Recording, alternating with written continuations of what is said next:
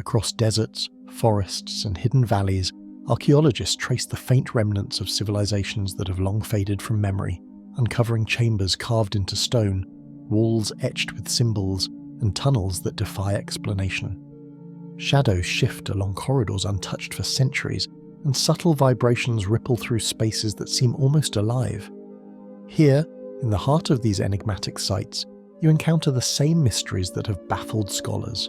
Whispers of lost rituals, echoes that suggest presence, and anomalies that hint at secrets beneath the earth. As discoveries emerge, every carefully brushed artifact and mapped chamber draws you closer into a world where history and the inexplicable converge.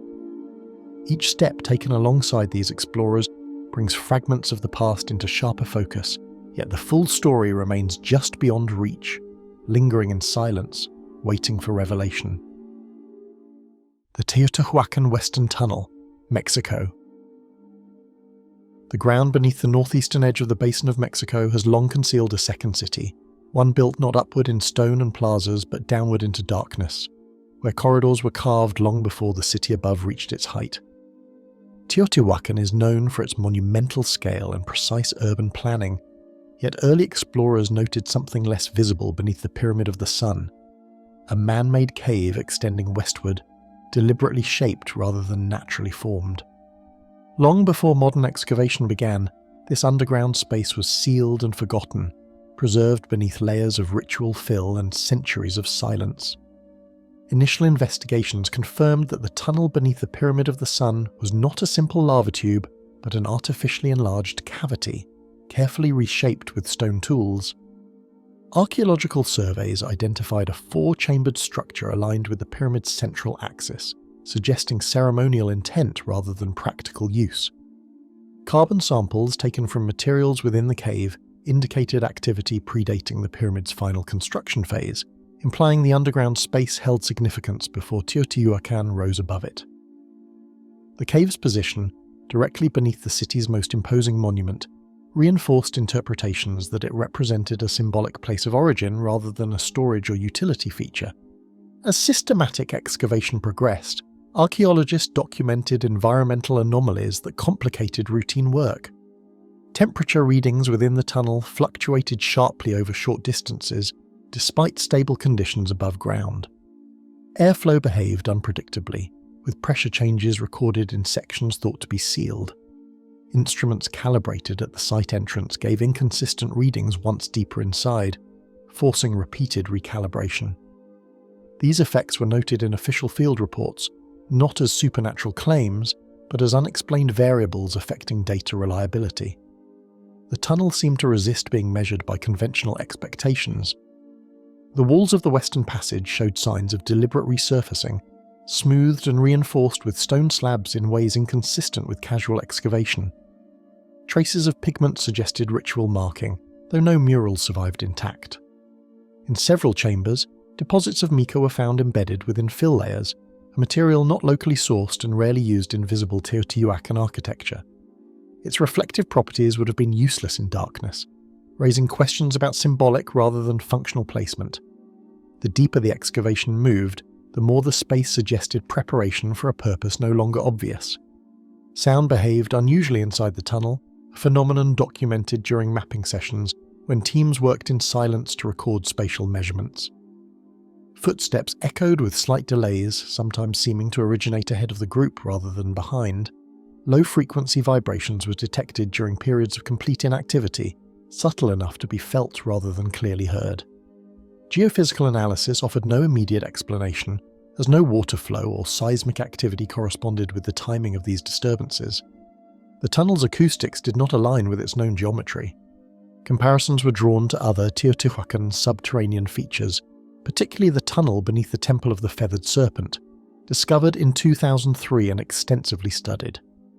That tunnel contained ritual offerings, including stone spheres, pyrite fragments, and liquid mercury, reinforcing the idea that underground spaces held cosmological meaning.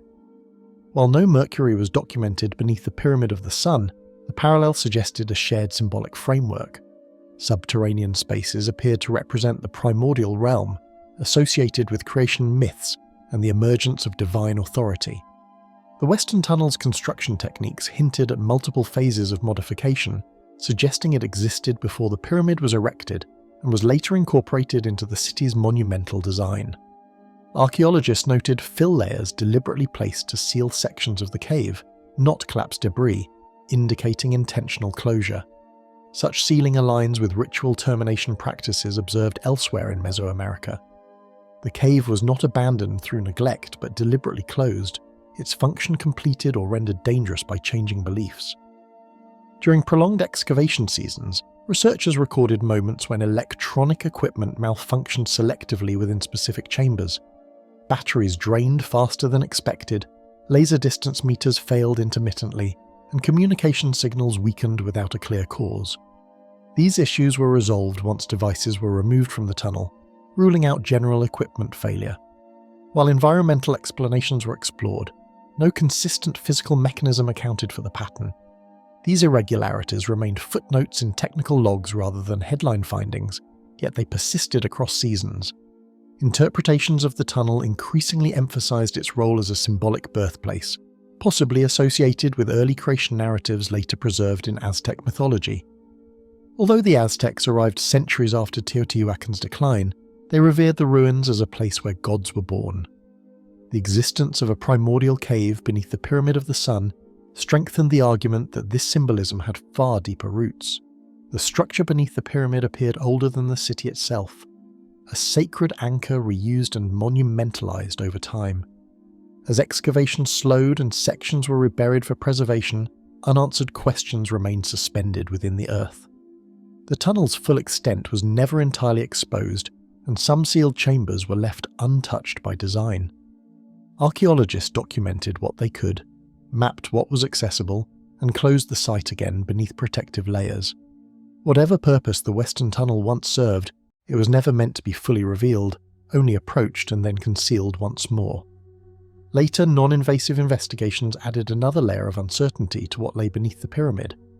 In 2015, researchers from the National Autonomous University of Mexico used muon tomography to scan the interior of the Pyramid of the Sun, a technique capable of detecting hidden voids through cosmic radiation.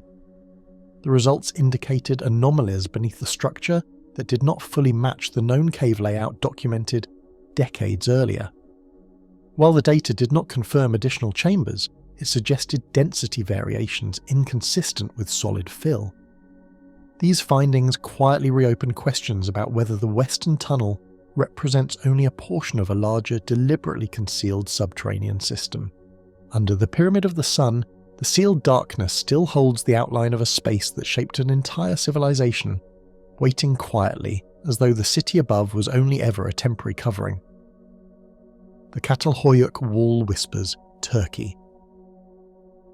Long before excavation tools cut through compacted earth, the weight of uninterrupted human presence had already pressed itself into the architecture of Catalhoyuk.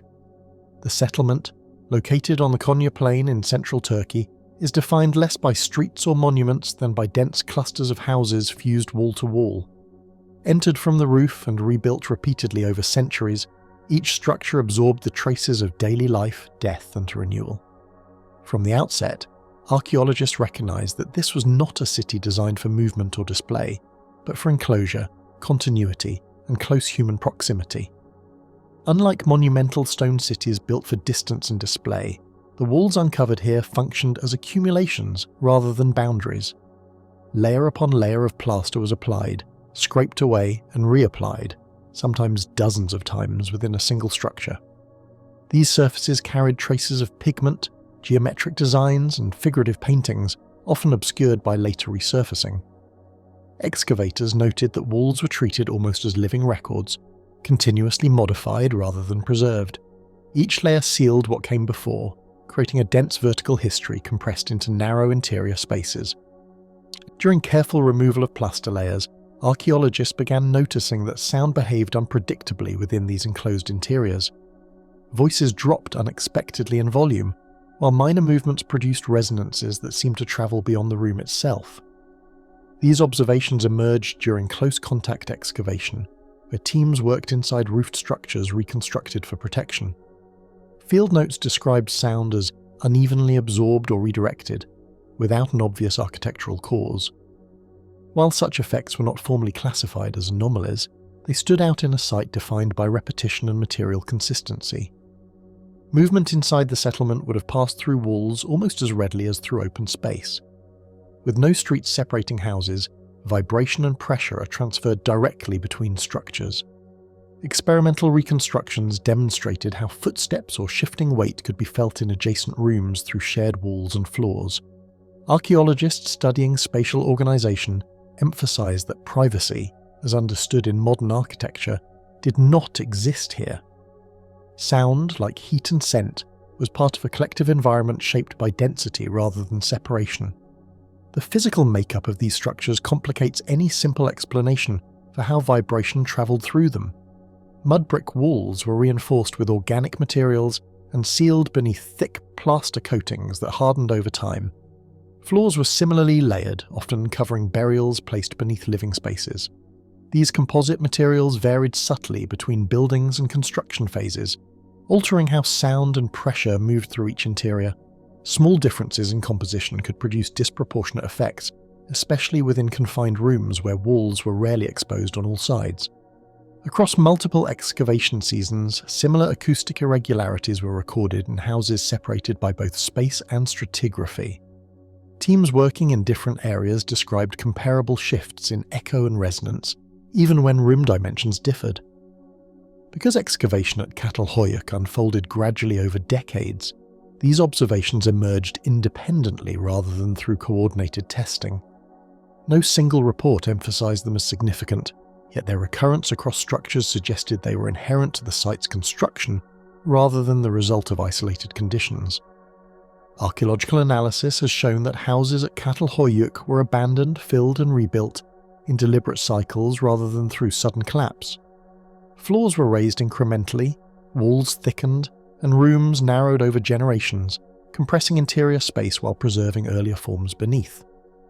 This process created a vertical stacking of enclosed volumes, each sealed yet structurally connected. Researchers have noted that such rebuilding altered internal proportions in ways not easily perceived during excavation. These gradual modifications may have reshaped how sound behaved within rooms, producing effects that emerged only after centuries of cumulative change. In this settlement, walls did more than support roofs or divide rooms, as evidenced by their symbolic and ritual treatment. Burials placed beneath floors connected the living directly to the dead, while wall paintings depicted animals, abstract forms, and possible memory scenes. The domestic interior functioned simultaneously as home, archive, and ceremonial space. Archaeologists have long noted that such integration blurs distinctions between functional and symbolic architecture, making experiential qualities like sound difficult to separate from meaning. Experimental archaeology has attempted to model aspects of daily life at the site, yet acoustic behavior remains difficult to replicate. Modern reconstructions can mimic materials and dimensions, but they lack the layered density of original structures shaped by continuous occupation. Scholars have acknowledged that repeated plastering, organic decay within walls, and buried architectural voids introduce variables that resist straightforward testing. As a result, subtle auditory effects recorded during excavation remain only partially understood. The walls appear to carry more than structural weight, preserving physical consequences of long-term habitation that defy precise replication. Silence inside the exposed houses proved to be neither empty nor stable during prolonged fieldwork. When excavation paused, the absence of movement heightened awareness of subtle shifts, from settling materials to distant activity transmitted through shared structures. Archaeologists working in these conditions became acutely aware of how confined space alters perception. Sound was not merely heard but felt, its direction and intensity shaped by layers laid down thousands of years earlier. The environment encouraged attentiveness rather than certainty. Modern analytical frameworks struggle to fully account for how sensory experience functioned within such compressed living environments. While material composition can be measured and architectural layouts mapped, the lived experience of sound within densely rebuilt interiors remains difficult to reconstruct. Archaeologists can document layers and features, but the cumulative effect of centuries of modification resists precise modelling. What remains is a pattern of observations that align without resolving into a single explanation. Much of what remains at Catalhoyuk still lies sealed behind successive layers of reconstruction, preserved intentionally beneath later habitation.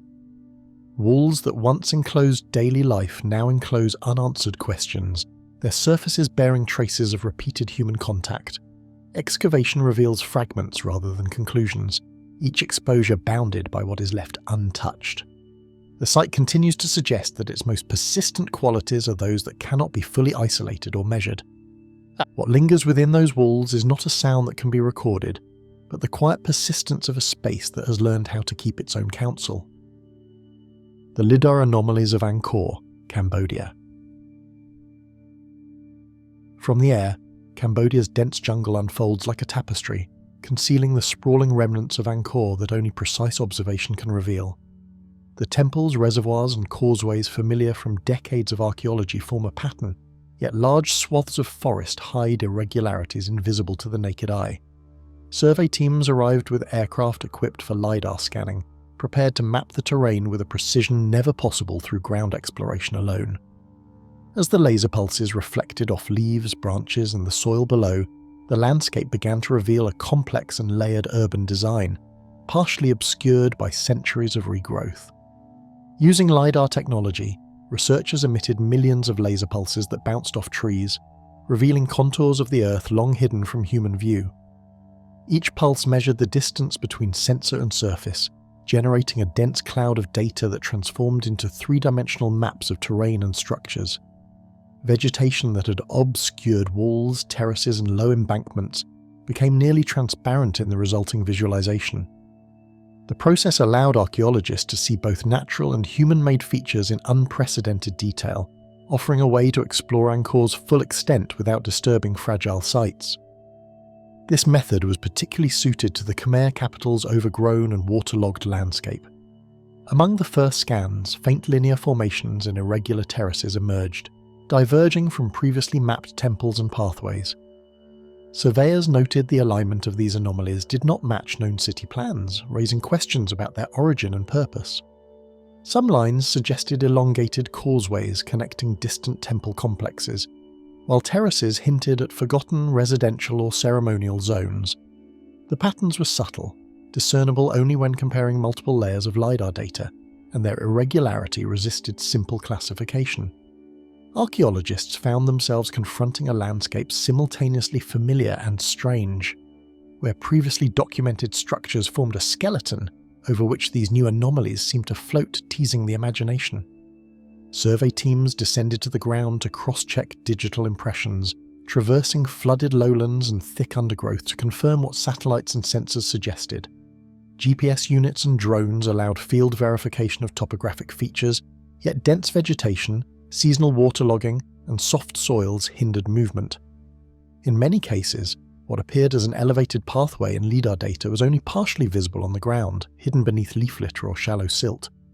The verification process highlighted the challenges of translating digital patterns into tangible reality and underscored how much of Angkor's complexity remained unapproachable, a city half realized through both human effort and technological mediation. Patterns of canals, elevated causeways and rectilinear grids appeared across multiple zones, hinting at a level of organization far more intricate than conventional excavation had shown. Some features extended for kilometers, connecting known temple sites in geometrically consistent ways, suggesting urban planning at a scale previously unappreciated. Water management networks, crucial to sustaining a dense population, became more evident through these scans, revealing reservoirs and channels that had long been buried. The juxtaposition of natural topography with these engineered features suggested that Angkor's inhabitants adapted the environment with precision, producing a civilization both symbiotic with and imposing upon the forested landscape. Researchers debated whether these features were man-made or shaped by natural forces, noting that the jungle's topography can create misleading alignments for even the most sophisticated sensors. Soil erosion, collapsed embankments and root systems can create forms that mimic human construction. Scholarly discussion emphasized caution, insisting that lidar alone could not conclusively identify cultural features. Field teams documented these anomalies meticulously, noting locations, orientation, and possible historical context, but many remained unconfirmed. the uncertainty itself became part of the site's allure, a landscape where visible history and hidden suggestion coexisted, and where technology illuminated possibilities rather than delivering final answers. When the digital data was overlaid on historical maps and documented temple sites, alignments emerged that partially matched known Khmer infrastructure, while large sections remained unexplained. The irregularities sometimes suggested entirely new districts, previously unrecorded grids of habitational ritual spaces. Some causeways appeared to connect isolated mounds or terraces, implying planning that extended beyond the monuments excavated over the past century. These potential networks challenged long-held assumptions about the city's density and social organisation. For archaeologists, each alignment offered a question rather than a conclusion. How much of Angkor's urban system remains invisible, its magnitude only perceptible through the interplay of technology and imagination? Many anomalies resisted verification, as dense vegetation, seasonal inundation, and inaccessible terrain preserved both their shape and their mystery. In some areas, lidar indicated elevated foundations that could not be physically approached due to thick swamp or private land. Others produced patterns that defied straightforward interpretation, leaving survey teams uncertain whether they reflected human planning, natural formations, or a combination. These unverified zones fueled further expeditions and encouraged repeated scanning, yet the forest continued to obscure, swallow, and distort. The persistence of uncertainty became an unspoken characteristic of Angkor, a city that revealed itself reluctantly, offering glimpses of its full complexity only in fragments. If verified, these hidden networks could reshape understanding of Angkor's scale and population, suggesting an urban landscape far more complex than previously documented. Scholars speculate that the city supported tens of thousands more inhabitants than traditional mapping suggested, with canals, causeways, and terrace systems reflecting highly organised civic and agricultural management. Lidar offered a new lens on resource allocation, drainage, and ceremonial planning, hinting at a civilization whose infrastructure rivaled its monumental architecture and sophistication. Yet even as the data painted new possibilities, the forest ensured that the full scope remained elusive, a mix of certainty, conjecture, and enduring mystery. Survey teams moved between digital evidence and physical landscape, navigating an environment where the known city met the uncertain traces captured only in laser scans. Each journey through swamp and jungle reinforced the paradox of Angkor. Monumental temples anchored in memory and history, overlaid with invisible infrastructure detectable only by technology. Archaeologists balance precision and caution, mapping anomalies without overinterpreting their meaning. Each anomaly represented both a tantalizing clue and a stubborn question, a fragment of a city whose scale and complexity were more extensive than any single generation of explorers had ever imagined. The hidden grids and causeways captured in lidar data endure as a silent reminder that even the most advanced observation cannot fully measure a city grown into the forest, its full extent still waiting to be revealed. The moving stones of Pumapunku, Bolivia. Perched on the windswept Andean plateau, Pumapunku rises as a sprawling complex of stonework whose scale and precision immediately challenge understanding. The site, part of the larger Tiwanaku ceremonial complex, is situated at over 3,800 metres above sea level, where thin air and rugged terrain would have made construction extraordinarily difficult. Archaeologists surveying the area note that the site's architecture combines both massive monoliths and finely worked stone slabs arranged in rectilinear patterns. The layout suggests deliberate planning and an intimate understanding of geometry.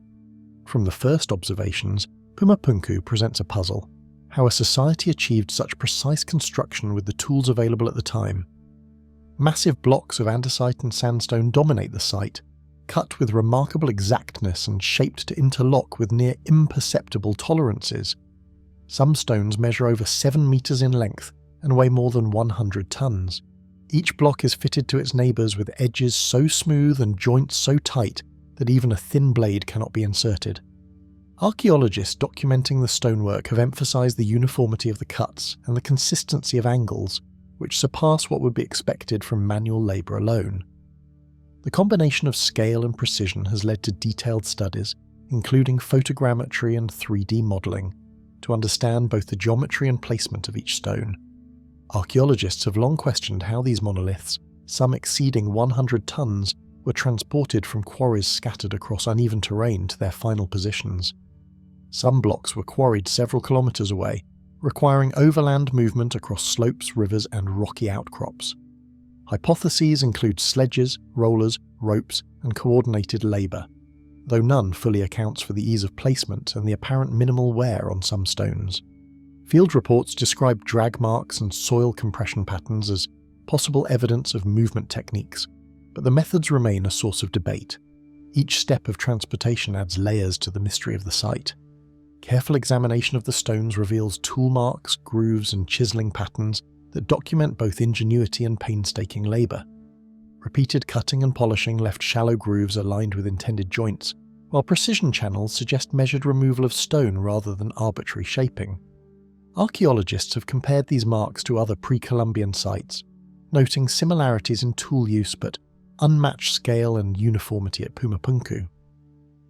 The distribution of grooves also hints at systematic planning, as if builders worked from a precise template. Despite centuries of exposure, many surfaces retain evidence of workmanship that provides insight into construction practices and the extraordinary skill of the masons.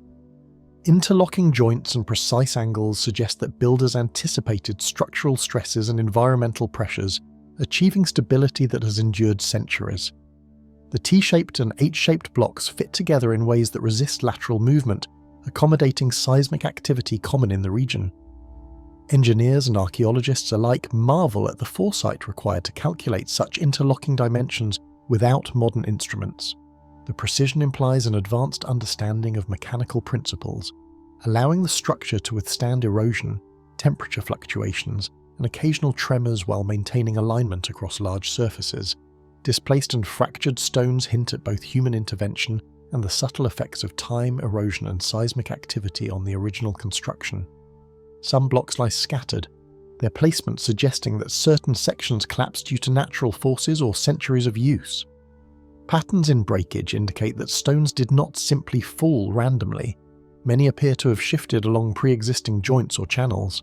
Excavation notes highlight the contrast between carefully aligned blocks and those displaced, offering insight into both ancient techniques and long-term environmental impact. These fractures also provide a rare opportunity to study internal features normally hidden when stones remain in place. Scholars debate potential methods, ramps, levers, and sledges, but every hypothesis is grounded in observed evidence rather than conjecture. Experimental archaeology has recreated scaled models to test theories of transport and placement, yielding plausible approaches but still leaving gaps in understanding. No single method fully accounts for the combination of scale, precision, and apparent efficiency achieved by the builders. Debates continue in peer-reviewed publications and field reports, where each proposed solution is weighed against archaeological findings, topography, and logistical feasibility, illustrating both human ingenuity and the enduring questions posed by Pumapunku. The altitude, temperature fluctuations, and thin mountain air added complexity to the already formidable challenge of moving and aligning these enormous blocks. Workers would have contended with fatigue, limited oxygen, and unpredictable weather, all while maintaining extreme precision in lifting, moving, and placing stones. Archaeologists note that high-altitude conditions could affect material handling, potentially complicating shaping and alignment. The environmental constraints underscore the scale of coordination and planning necessary for construction. Each block represents not only a physical challenge, but also a test of endurance and logistical mastery in one of the harshest inhabited landscapes in the Andes. Comparisons with other Tiwanaku structures highlight Pumapunku's distinctive scale and technical sophistication, setting it apart even within a civilization known for megalithic skill. While nearby monuments employ large stone blocks, none match the sheer size, interlocking precision, and complex jointing of Pumapunku. Researchers emphasize that this distinction indicates specialized engineering knowledge and labor organization unique to the site. The juxtaposition of smaller ceremonial buildings with massive interlocking megaliths suggests a deliberate architectural hierarchy, where monumental stonework conveys both structural stability and symbolic significance. Even with decades of excavation and study, questions linger over the logistics, coordination, and techniques used to achieve such precise construction. Field notes and surveys continue to identify anomalies in block placement, minor inconsistencies in alignment, and faint grooves that resist easy explanation. Archaeologists emphasize careful documentation rather than speculation, noting that these unanswered questions are integral to understanding the complexity of the site. Every discovery raises further inquiries about planning, transportation, and the skill sets required, leaving Pumapunku simultaneously revealed and mysterious despite extensive research. Practical reconstruction efforts reveal the labour and planning required, yet no modern simulation fully reproduces the efficiency evident in the surviving structures. Teams using contemporary tools and methods can move smaller stones or replicate joints at reduced scale, but the coordination and precision of the original builders remains unmatched. Observers note that each attempt highlights the ingenuity of ancient engineers and the magnitude of human effort required. These projects provide insight, but ultimately reinforce the central enigma: how Pumapunku's massive stones were moved, aligned, and interlocked with such enduring precision. Visitors and researchers alike encounter a landscape simultaneously monumental and enigmatic, where each block embodies a combination of human effort, engineering, and unanswered questions. Walking among the stones, one senses the scale of planning, skill, and endurance that shaped the site. The sheer size of the blocks, combined with their tight fit and interlocking design, conveys both functional and symbolic mastery. Archaeologists emphasize that each observation, measurement, and comparison builds understanding while preserving the site's mystery. Pumapunku remains a testament to human ingenuity, technical capability, and the enduring challenge of decoding a civilization's approach to monumental construction. The stones of Pumapunku remain immovable yet eloquent, as if holding the memory of a mastery that human knowledge has yet to fully grasp. The Monte Alban Trench Lights, Mexico. As dusk fell over the trenches, archaeologists first noticed faint glimmers skimming along the stone edges, vanishing before anyone could focus fully. The initial observation occurred during routine excavation of one of the lower terraces, where the soil had been carefully removed and aligned for mapping. Field teams recorded the phenomenon immediately, noting the location, time, and apparent movement of the lights. The glimmers appeared ephemeral yet distinct, contrasting with the ordinary reflections caused by torches or lanterns. Even the most experienced team members paused, uncertain whether this was a trick of the eye or a subtle interaction with the stones themselves. During subsequent excavations, the subtle lights reappeared at the same locations, prompting careful documentation in daily field notes and sketches. Each evening, the team attempted to replicate conditions to observe consistency. Observers recorded the frequency, intensity, and duration of each occurrence, while noting weather conditions, humidity, and wind. Some lights appeared along trench edges, others along corners where walls intersected terraces, suggesting that the placement of stones influenced the phenomenon. No artificial sources could account for the appearances, and careful cross-checks ensured that lanterns, reflective gear, or other equipment did not produce the effect. Lanterns and portable lamps were repositioned repeatedly to measure how the illumination shifted across walls, soil, and exposed architectural features. Researchers experimented with angles, heights, and distances, attempting to understand whether light sources were interacting with surfaces in unexpected ways. Despite controlled conditions, the lights occasionally defied prediction, appearing where no reflection or direct illumination was present. Detailed diagrams were recorded for each attempt, showing both successes and apparent anomalies. Archaeologists noted that while some effects could be explained through simple reflection, others remained inexplicable, raising questions about surface polish, trench depth, and the complex geometry of the terraces themselves. Over days of observation, a discernible rhythm emerged, with flashes coinciding with slight changes in angle or atmospheric conditions. Diminishing sunlight, shifting clouds, and wind movement all seemed to subtly affect the appearance of glimmers. Some team members speculated that high-altitude clarity might intensify minor optical effects. Observers remained meticulous in recording environmental factors alongside each visual phenomenon, producing a dataset that emphasized repeatability and detail. Even as patterns were noted, however, the phenomenon resisted easy explanation. The lights appeared fleetingly and inconsistently, challenging both expectation and scientific method. Field researchers noted that reflective stone surfaces and shallow depressions appeared to interact with natural light, producing transient glows. Smooth, polished surfaces on terrace stones caught and refracted beams in ways that amplified faint illumination. Small concave indentations sometimes focused light, creating localized flickers along trench edges. Teams began mapping each terrace carefully, noting angles, stone placement, and surface composition. Observers emphasized the importance of precision. Even slight shifts in soil or stone could alter the occurrence of lights. This systematic documentation reinforced the mysterious nature of the phenomenon while grounding every observation in tangible, verifiable conditions. Photographs captured only fragments of the phenomenon, leaving the human eye as the most reliable recorder of its movement and intensity. Cameras struggled with exposure, distance, and rapidly changing illumination, often producing only blurred streaks or faint glows.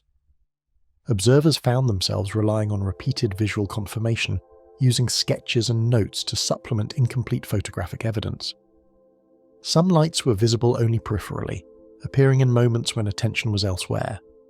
Archaeologists emphasized that this did not diminish the phenomenon's validity, but underscored the limitations of technology in capturing subtle, transient interactions between sunlight, stone, and perception. Debates among the team remained strictly evidence-based, considering atmospheric refraction, optical illusions, and surface reflection while avoiding speculation. Researchers analysed angles, the sun's trajectory, and possible meteorological influences, comparing each occurrence to environmental measurements. Some suggested that unique combinations of moisture, temperature, and stone polish could produce ephemeral illuminations. Others emphasized that these conditions alone did not account for all recorded glimmers, noting that certain corners and intersections consistently produced effects under multiple environmental scenarios. Scholarly discussion remained cautious, privileging documented patterns and repeatable observations over imaginative explanation. Trenches intersecting terrace edges often exhibited the best effects, suggesting that placement and orientation influenced the visibility of the lights. Terraces sloped slightly downward in certain areas, allowing sunlight to graze surfaces in precise ways. Architectural alignments, combined with the trench cuts, may have inadvertently concentrated or reflected light. Archaeologists documented the orientation of walls and their relationship to terrace slopes, mapping areas of repeated illumination. Even minor variations in stone placement appeared to affect intensity, implying that the interplay between human construction and natural conditions was complex and subtle. Comparative studies with neighbouring Zapotec sites revealed that this optical anomaly appeared singular to Monte Alban, highlighting the uniqueness of the phenomenon. Surveys of terraces, pyramids, and ceremonial spaces elsewhere rarely documented similar transient illuminations along trenches. Researchers emphasized that site-specific features, including terrace angles, polished surfaces, and trench depth, likely contributed to the lights. The absence of comparable reports reinforced the sense that Monte Alban offered an uncommon combination of architectural and environmental conditions capable of producing this delicate interplay of light and shadow. Even repeated observation across multiple seasons failed to produce a conclusive explanation, leaving the lights an enduring puzzle. Team members noted consistent appearances at some intersections but not others, and some glimmers appeared in ways that defied anticipated patterns. Despite careful documentation, no hypothesis fully accounted for every occurrence. Archaeologists stressed that the phenomenon did not imply anything supernatural. Instead, it underscored the limits of observation and understanding even in well-studied, meticulously documented sites. The lights persisted as an enigmatic feature, recorded in field notes and memories alike, defying reduction to a single definitive explanation. Eyewitness descriptions differed in detail. Some reported a soft rolling glow, while others noted sharper, more sudden flashes along the stonework. Individual perception varied, influenced by angle, timing, and attention. Field teams kept logs of multiple observers to compare experiences, noting differences in description and timing. These subjective reports, paired with objective measurements, painted a fuller picture of the phenomenon. The combination of human perception, environmental interaction, and subtle construction features created a layered mystery that resisted straightforward analysis, keeping the trench lights among Monte Alban's most curious archaeological enigmas. The phenomenon began to shape excavation practices, with teams mapping and interpreting terraces while noting every subtle interplay of illumination. Excavators prioritized documenting areas prone to light effects, revising trench mapping, and scheduling work to capture occurrences. Observers measured angles, sketched glowing edges, and recorded temporal sequences, integrating these findings into broader interpretations of terrace construction and architectural planning. Over time, the lights became a feature of both methodology and narrative, influencing how archaeologists approached fieldwork while leaving open questions about the interplay of design, environment, and perception. The Monte Alban trench lights linger in records and memory alike, a quiet reminder that even the most carefully studied sites can conceal mysteries beyond explanation. The Roman Villa Footsteps, Chedworth, England. Unexpected footsteps reverberated along the villa's tiled corridors, prompting the excavation team to halt and listen intently. The sounds appeared during a routine survey of the bath complex, where carefully exposed mosaics revealed intricate geometric patterns. Initially, the archaeologists suspected equipment or visiting staff, but repeated checks confirmed that no one was present. The echoes seemed to follow the paths of the corridors, shifting subtly in pitch and intensity. Field notes captured every instance, recording the time, location, and apparent direction of the footsteps. Even the most experienced team members were unsettled by the precision with which the sounds appeared to traverse empty rooms. Subsequent mornings revealed repeated sounds, often emerging in precise rooms and vanishing as suddenly as they appeared. Observers documented the patterns with increasing rigor, noting that early hours, when the villa was quietest, were most conducive to the phenomenon. Sounds sometimes travelled across corridors, moving from one bath chamber to another, leaving a lingering resonance that faded gradually. Teams adjusted their routines to remain present during these periods, creating detailed logs that paired auditory experiences with environmental conditions. Despite careful observation, the source of the footsteps remained untraceable, producing a tension between the objective documentation of sound and the uncertainty of its origin within the villa's interior spaces. Vaulted ceilings, narrow passageways, and hypocaust pillars created an environment where even the slightest movement could amplify into audible echoes. Archaeologists mapped each corridor and chamber, recording distances, ceiling heights, and structural supports, noting areas where sound could naturally resonate. Some rooms exhibited sharp, clear echoes, while others absorbed the sound entirely. Researchers also observed that tiled floors and mosaic surfaces could subtly influence the timbre of footsteps, amplifying some frequencies while dampening others. Yet even accounting for these factors, certain phenomena, brief, isolated footsteps appearing without human presence, defied conventional acoustic explanation, suggesting an interplay of environment and perception that could not be fully anticipated or reproduced. After several days, patterns became discernible. Certain bath chambers and mosaic-floored rooms consistently produced sounds, while others remained eerily silent. These spaces often shared architectural features such as enclosed alcoves, narrow corridors, or intersecting passageways, which seemed to guide the propagation of sound. Field notes compared dimensions, floor composition, and room adjacency to understand why some areas were active while others remained quiet. The team remained careful not to attribute intention to the phenomenon, instead emphasizing repeated observation and pattern recognition. Despite this, a sense of unease grew among the archaeologists as the predictable recurrence of unexplained footsteps challenged both expectation and scientific reasoning.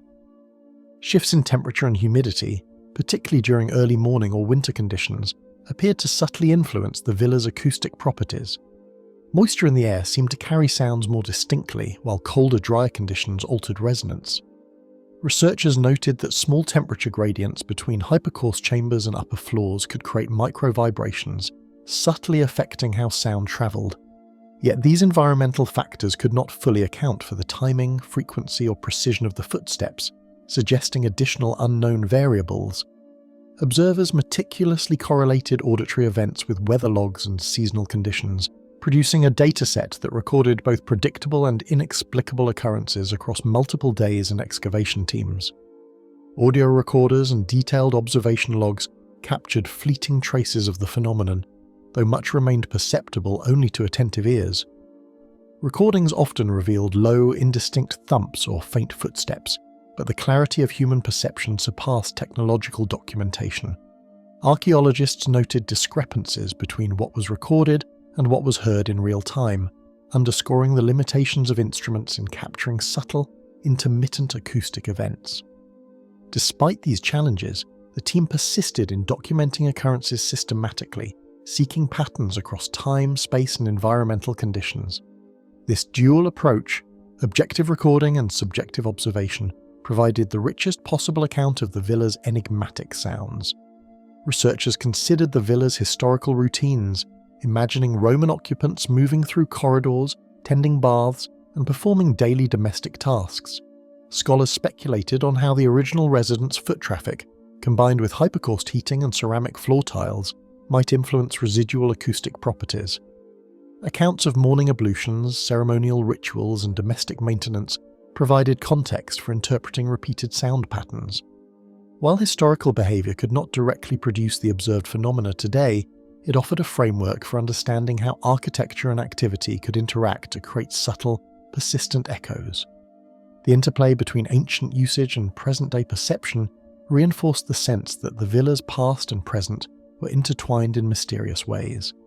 Acoustic tests revealed unexpected resonance in corners and between hypocaust pillars, yet these factors alone could not fully explain the intermittent sounds. Engineers and archaeologists measured vibration frequencies, echo decay, and sound transmission across walls and floors. Some sounds corresponded to natural resonance points, while others appeared in locations lacking obvious amplifying features. Researchers experimented with controlled footsteps and dropped objects, finding that recorded anomalies often differed from these simulations. The discrepancy suggested that even precise physical modelling could not account for every auditory event, leaving certain occurrences unexplained and deepening the intrigue surrounding the villa's acoustic behaviour. Throughout Britain, Roman villas revealed occasional unexplained noises, but none matched the frequency and clarity recorded at Chedworth. Archaeologists reviewed excavation logs from nearby sites such as Lullingston and Fishbourne, noting only sporadic reports of footsteps or creaking sounds. Chedworth's combination of preserved hypocausts, intact mosaics, and enclosed corridors created a distinctive acoustic environment. The rarity of similar phenomena elsewhere highlighted the site's uniqueness and reinforced the importance of meticulous documentation. Each unexplained sound contributed to a growing archive of observations that emphasized the villa's singularity as a location where history, architecture, and perception intersected in subtle, unpredictable ways. Despite meticulous documentation, no conclusive explanation emerged, leaving the auditory phenomena an enduring puzzle for the field team. Observers could predict when footsteps were likely to appear based on prior patterns and environmental conditions, yet predictions were never fully reliable. Some sounds occurred in complete silence, unconnected to movement, wind, or structural shifts. Archaeologists acknowledged the limits of current understanding, maintaining scientific rigour while noting the psychological and perceptual effects of repeated exposure to unexplained phenomena. The footsteps became part of the villa's narrative, a reminder that human observation, while critical, cannot always capture every nuance of historical environments. Observers described heightened awareness as they moved through corridors, anticipating footsteps that might materialize near mosaics or doorway thresholds. This tension subtly altered behavior. Team members moved carefully, paused frequently, and compared experiences with one another. The repeated anticipation created an immersive experience, where perception itself became a tool of investigation. Subjective reports complemented objective data, allowing researchers to document the phenomenon with a combination of precision and nuance. Over time, these experiences formed a layered understanding of the villa's acoustic character, where human senses and environmental interaction created a rich tapestry of observation. These subtle, unexplained sounds began to influence excavation strategies, shaping how researchers mapped, documented, and interpreted interior spaces. Teams prioritized rooms with repeated phenomena, adjusting schedules and lighting to enhance observation opportunities. Detailed mapping incorporated both architectural features and areas of auditory activity, creating integrated records of structure and experience. The phenomenon became a feature of research methodology, influencing how archaeologists understood circulation, use, and architectural impact on sound. Yet, despite careful study and sophisticated recording, the footsteps remained partially enigmatic, a lingering reminder of the villa's capacity to surprise and challenge human understanding. The villa's quiet corridors retain their echoes, a whispered reminder that the past can still make its presence known in ways that defy understanding. The sudden silence of Gobekli Tepe, Turkey. A weightless stillness settled over the stone circles, as if the very air had paused alongside the monumental pillars. Archaeologists were midway through, exposing a circular enclosure when the usual sounds of wind brushing against scrub, distant birds, and shifting soil abruptly vanished. The sudden absence made every soundless moment feel amplified, highlighting the enormous T-shaped pillars rising from the earth. Researchers instinctively scanned the terraces for explanation, finding only the stillness itself. Field notes recorded an unnerving contrast between the expected ambient noises and the profound silence that engulfed the site. Even seasoned team members found their perception altered by the immediate quiet, a tangible and unexplained force pressing on every sense. A sudden change in the atmosphere caused the archaeologists to freeze, sensing the space as simultaneously vast and confined. Conversation dwindled to whispers, footsteps slowed, and every minor motion seemed magnified against the emptiness. Tools left resting on tiles suddenly seemed intrusive, their presence heightened by the unnatural calm. The team experimented cautiously, tapping stone lightly or shifting equipment to determine if any action triggered the phenomenon. Each effort revealed only the contrast between expected sound and actual silence. Members recorded their subjective experiences alongside objective observations, noting emotional responses and physical awareness. Even when no auditory event occurred, the atmosphere carried a sense of presence that defied simple explanation. Each carved relief on the T-pillars seemed to absorb light and sound, drawing attention to the intricate symbols that marked the ancient site. Lions, serpents, and abstract motifs sculpted in limestone reflected subtle sunlight, creating shifting shadows across the surface. The silence made these carvings appear almost animate, as if they were quietly observing the observers. Archaeologists felt compelled to move slowly, tracing the motifs and noting wear patterns, imagining how thousands of years of human interaction could leave both physical and acoustic traces. The juxtaposition of monumental architecture and profound quiet lent an eerie clarity to details that might otherwise go unnoticed, emphasizing the layered complexity of the site. Abrupt intervals of silence recurred at precise locations, with no discernible trigger among the shifting dust and distant wildlife. The team began mapping these occurrences, noting that some enclosures experienced multiple quiet intervals in a single day. Field logs recorded time, temperature, wind, and sunlight direction, seeking patterns that might explain the phenomenon. Despite repeated observation, the intervals remained unpredictable, their timing seemingly independent of environmental factors or human activity. The randomness heightened tension, as each moment of silence prompted heightened alertness and anticipation. Researchers began to interpret the phenomenon as part of the site's character rather than an external anomaly, a subtle dimension of Gobekli Tepe's enduring mystery. The lack of sound sharpened every subtle detail. The glint of sunlight on limestone, the ripple of wind through nearby scrub, the texture of carved stone. Shadows seemed longer, movements slower, and distant sounds, when they returned, were startlingly clear. Observers reported heightened awareness of their own breathing and footsteps, as though the environment amplified every human action. Notes taken during these intervals emphasized perception rather than cause, recording sensations and reflections alongside empirical measurements. The interplay between sensory awareness and silent space created an immersive experience, allowing archaeologists to perceive the monumental site in a way that transcended conventional excavation methodology. Sensitive microphones and environmental sensors confirmed minor changes in ambient noise, yet human perception consistently recorded more profound stillness. The instruments detected slight reductions in wind and distant wildlife sounds, but could not account for the perceived intensity or duration of the silence. Researchers noted that technological measurement lagged behind subjective experience, reinforcing the notion that Gobekli Tepe's phenomenon involved an element of perception unique to human presence.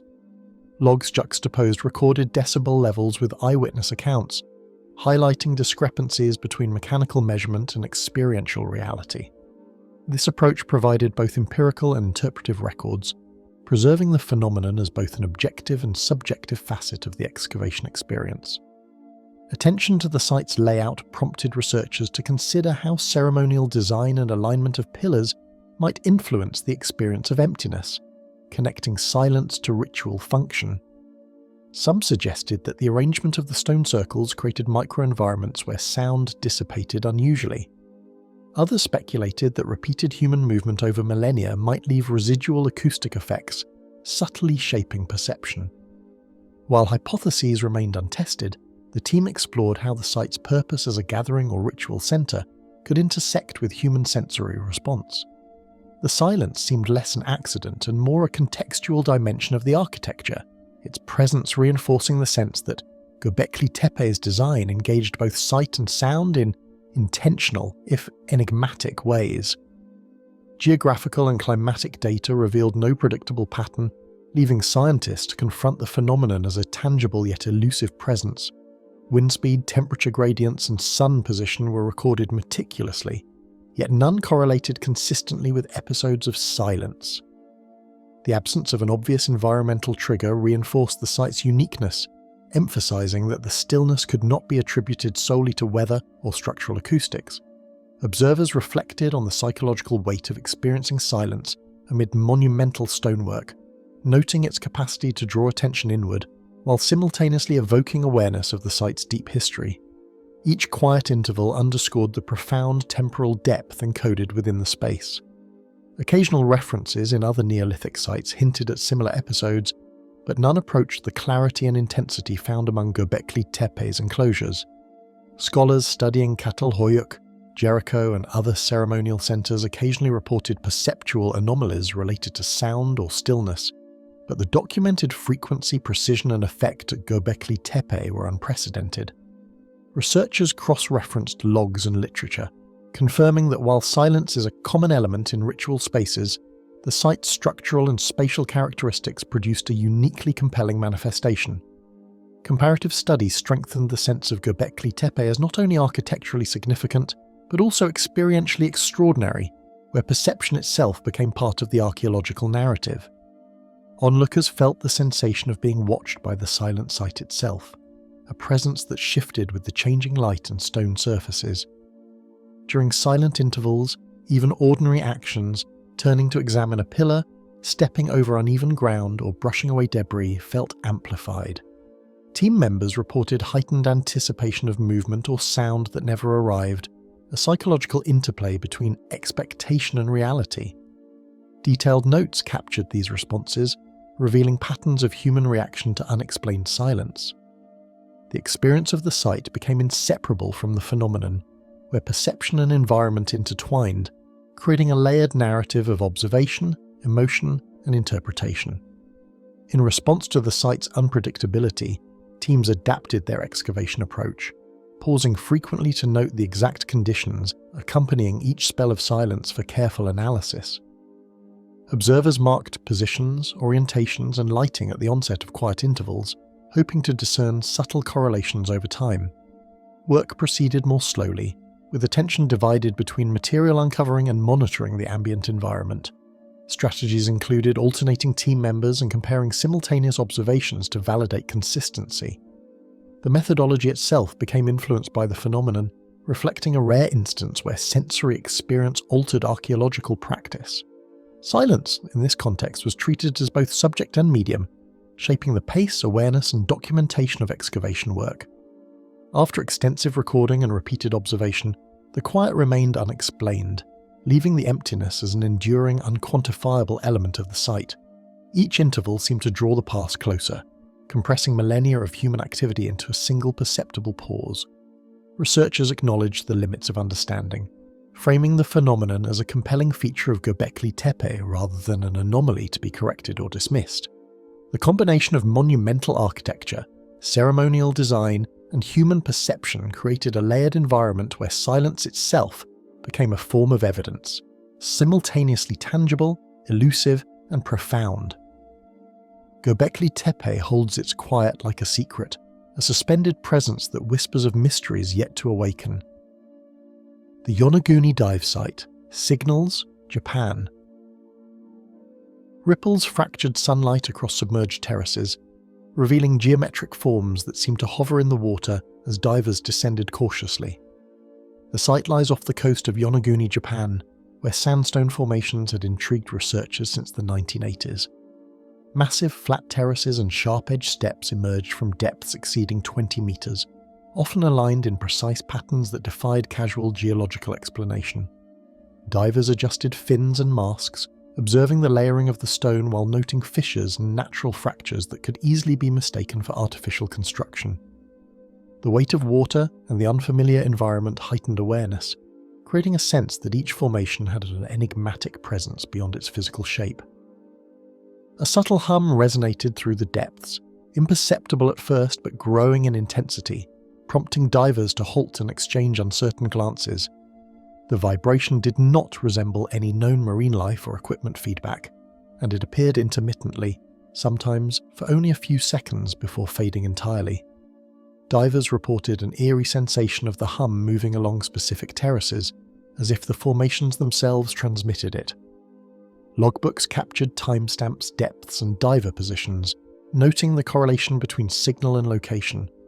The hum added a layer of tension to the dive, making the geometric formations feel less like static stone and more like an active, though silent, participant in the underwater environment. Cameras and hydrophones recorded every detail, yet the source of the vibrations remained elusive amid the shifting currents and drifting sediment. Video footage revealed slight movements in suspended particles, shadows stretching across steps, and occasional glints of sunlight reflecting at odd angles. Hydrophones detected low-frequency pulses, but acoustic analysis could not fully account for the sensation experienced by the divers. The team meticulously synchronized visual and audio data to cross-reference anomalies with environmental conditions such as current, tide, and wind. Each dive produced new variables, yet the pattern of subtle signals persisted, defying explanation and compelling researchers to treat perception itself as a critical piece of evidence. Sandstone layers and angular formations suggested a complex geological history, while certain straight edges hinted at human modification, challenging conventional explanations. Geologists emphasized natural fracturing, erosion, and tectonic influence, but the repeated alignment of terraces and the seeming right angles intrigued archaeologists. Some steps appeared too precise to result from erosion alone, with planes and corners intersecting at levels consistent with deliberate design. The juxtaposition of natural and potentially artificial elements created a space where certainty was impossible, leaving divers and scientists alike oscillating between wonder and skepticism. Observers found that immersion in the water intensified the perception of intentionality, where geological formations seemed purposeful rather than incidental. Subsequent dives reproduced the same faint signals, consistently appearing near terraces aligned with unusual right angles and natural fissures. Divers reported that the hum or vibration often coincided with visual anomalies such as shadow shifts or reflections that defied expectation. Logs documented environmental factors, including temperature gradients, water density, and current direction, but none offered a conclusive explanation. Repeated observations reinforced the perception that the site contained a phenomenon both subtle and persistent.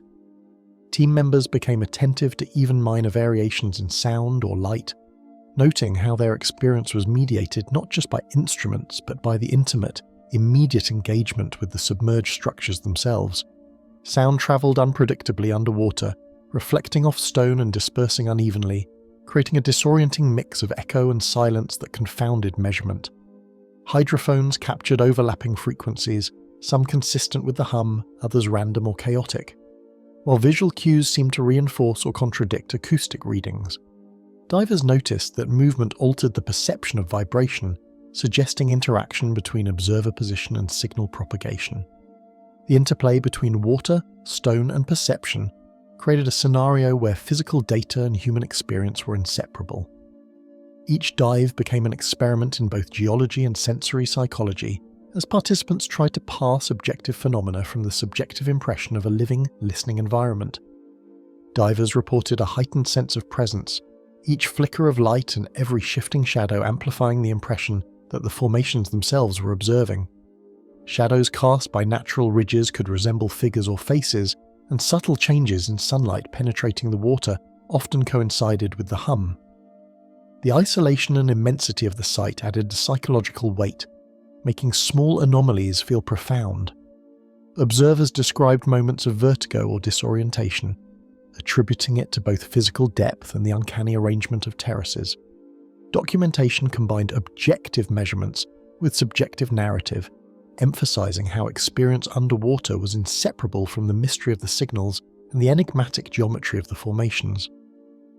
Elsewhere in the world, submerged sandstone terraces exist, yet none have produced perceptual anomalies or signals comparable to those documented at Yonaguni. Comparisons with other underwater sites, such as off the coasts of China or the Mediterranean, revealed similar natural formations but lacked reports of consistent hums or perceptual effects. This reinforced the uniqueness of the Yonaguni site and lent weight to interpretations that acknowledged human engagement or extraordinary geological conditions. Divers reflected on the rarity of the experience, noting that the combination of structural geometry, depth, and sensory phenomena created a situation unlike any terrestrial or familiar underwater environment. Sonar scans, video footage, and diver logs provided meticulous records, yet experts remained divided over whether these features were natural or deliberately constructed. Some scientists emphasized erosion and tectonic activity, while others highlighted the precision of certain angles and the regularity of terraces. The lack of consensus fueled both academic debate and fascination within the dive teams. Every new recording offered additional data but rarely diminished the mystery, reinforcing a perception that human presence interacted with an environment shaped over thousands of years. The ambiguity became part of the site's character, blending empirical observation with the extraordinary impression of unexplained signals.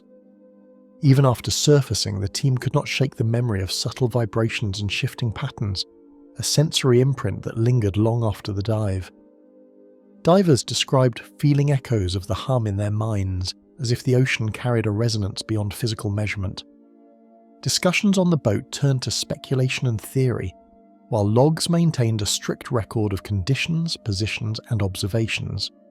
The combination of water, stone, and perception created a layered narrative, where the physical site and human experience were entwined. Researchers acknowledged that much remained unknowable, yet the continued signals demanded careful attention and respect. The depths of Yonaguni hold a quiet, persistent enigma, where terraces, fissures, and right angles intersect with subtle signals that challenge understanding. Every dive revealed variations, nuances, and sensations impossible to fully quantify, leaving both science and perception in a delicate balance. Observers were drawn into the site's rhythm, noting how visual and auditory cues intertwined with human presence, creating an immersive environment of mystery. The site resisted categorization, neither wholly natural nor definitively man-made, its subtle signals hinting at a history both ancient and incompletely revealed. Researchers departed with a sense that the underwater formations retained secrets beyond immediate comprehension. The ocean over Yonaguni murmurs its own history, leaving only faint signals for those daring enough to listen. The Nazca excavation drones, Peru. The drone's camera feed flickered unexpectedly as operators traced the contour of a giant condor geoglyph, revealing patterns invisible from the ground. From hundreds of meters above, the lines stretched with meticulous precision, forming shapes that could only be fully appreciated from the air. The team noted the vast scale and consistent angles of the geoglyphs, measuring each formation against historical maps and satellite imagery. As the drone hovered, subtle variations in color and texture became visible, hinting at soil composition differences. Despite careful calibration, some sections reflected light in ways that suggested anomalies, prompting both excitement and cautious skepticism among the researchers. A series of irregular shadows rippled across the geoglyph, eluding explanation despite careful calibration of the equipment. Operators adjusted flight altitude and camera angle to rule out lens artifacts or changing sunlight conditions, yet the flickers persisted.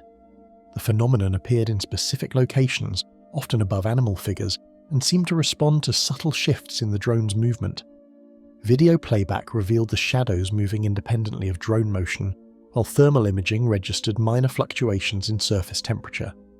Each occurrence was brief but striking, leaving the team to document every detail with precision and wonder, aware that conventional explanations fell short of accounting for the observations.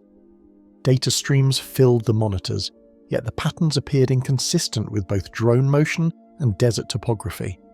GPS logs, altitude readings, and gyroscopic sensors confirmed stable flight paths, eliminating most mechanical causes. The operators cross-referenced the visual anomalies with previous flight data, noting repetition in certain areas while others remained untouched. Small ripples of dust or sand could not produce the precision observed, nor could slight tilts in camera angle account for the exact correspondence to geoglyph edges. Every recording intensified the sense that the desert itself seemed to respond to observation, prompting deeper attention to both the technology and the landscape below. Scholars had long debated the purpose of the intricate lines, but the anomalies introduced a new layer of uncertainty. The Nazca lines, created between 500 BCE and 500 CE, are renowned for their scale and precision, depicting hummingbirds, monkeys, and abstract geometric forms. Archaeologists and historians have proposed ritual, astronomical, or symbolic purposes, yet none account for patterns detectable only from the air. The drone's aerial perspective revealed nuances invisible from the ground, including minute shifts in colour, microtopography, and the recurring anomalies that suggested a dimension of interaction previously unrecognised. The team recorded these findings meticulously, knowing that even subtle observations might redefine understanding. Repeated flights revealed subtle visual disturbances above certain figures, prompting careful notation and cross-referencing with earlier surveys. Patterns appeared to align with the orientation of the sun, prevailing winds, or perhaps soil stratification, though none of these factors fully explained the anomalies. Operators documented time, altitude, light angle, and geoglyph coordinates, building a database of occurrences that could be analysed systematically. These repeated observations reinforced the impression that something in the desert environment interacted with either the lines themselves or the instruments, producing fleeting signals that only attentive aerial surveillance could detect. Infrared sensors detected irregular soil variations that seemed to coincide precisely with visual anomalies on the surface. Temperature gradients, mineral composition differences, and slight topographical undulations appeared in concert with the mysterious flickers captured on camera. The team noted that areas of high soil density or differing moisture content could reflect light in unusual ways, but not with the precision or timing observed. Every new flight revealed additional instances, suggesting a pattern not entirely attributable to environmental factors. The convergence of technology and ancient design created a scenario where both human observation and scientific instrumentation were essential to perceiving the full complexity of the site. The team's focus sharpened as each new flight presented fleeting patterns that seemed to move with the drone's perspective. Operators described an almost interactive sensation, where angles, shadows, and reflections changed subtly depending on approach and altitude. Observers noted that even minor shifts in position revealed previously unseen alignments, giving the impression that the geoglyphs responded to scrutiny. This heightened perception challenged the team to distinguish between optical illusions and potential anomalies rooted in the land's material composition. Each drone sortie became an exploration not only of the desert, but of the limits of human and technological perception, blurring the line between observation and discovery. No prior satellite imagery had documented these intermittent signals, making the latest recordings unprecedented in clarity and timing. Historical photographs and satellite surveys captured the outlines of the lines and figures but lacked the resolution or temporal detail to reveal the anomalies. The drone technology provided both motion and multiple imaging modalities, allowing comparison across visible, infrared, and multispectral data. Differences previously imperceptible became observable, revealing that the desert surface held subtleties overlooked for decades. The unique combination of altitude, camera angle, and sensor capability permitted researchers to witness phenomena that appeared to exist only in the interaction of technology with the land. Analysts debated whether the anomalies were artifacts of light, temperature, or equipment, while others considered the possibility of phenomena not yet understood by science. Some proposed natural explanations such as dust, reflective minerals, or thermal gradients, while others suggested that the scale and recurrence of the anomalies defied purely environmental reasoning. Discussions oscillated between empirical caution and speculative intrigue, emphasizing that human perception could amplify subtle signals. The combination of ancient human activity and modern technology created a layered mystery, where the lines themselves, the desert, and the instruments used to observe them became inseparably entwined in a puzzle without a definitive solution. As flights concluded and data were reviewed, the drone's recordings left lingering questions, revealing both the precision of the lines and the subtle mysteries hovering above them. The operators catalogued hundreds of images and sensor logs, yet none could fully explain why the anomalies appeared only under certain conditions or above specific figures. The desert, with its vast open expanse, remained both an archive of human ingenuity and a stage for phenomena that tested the limits of observation.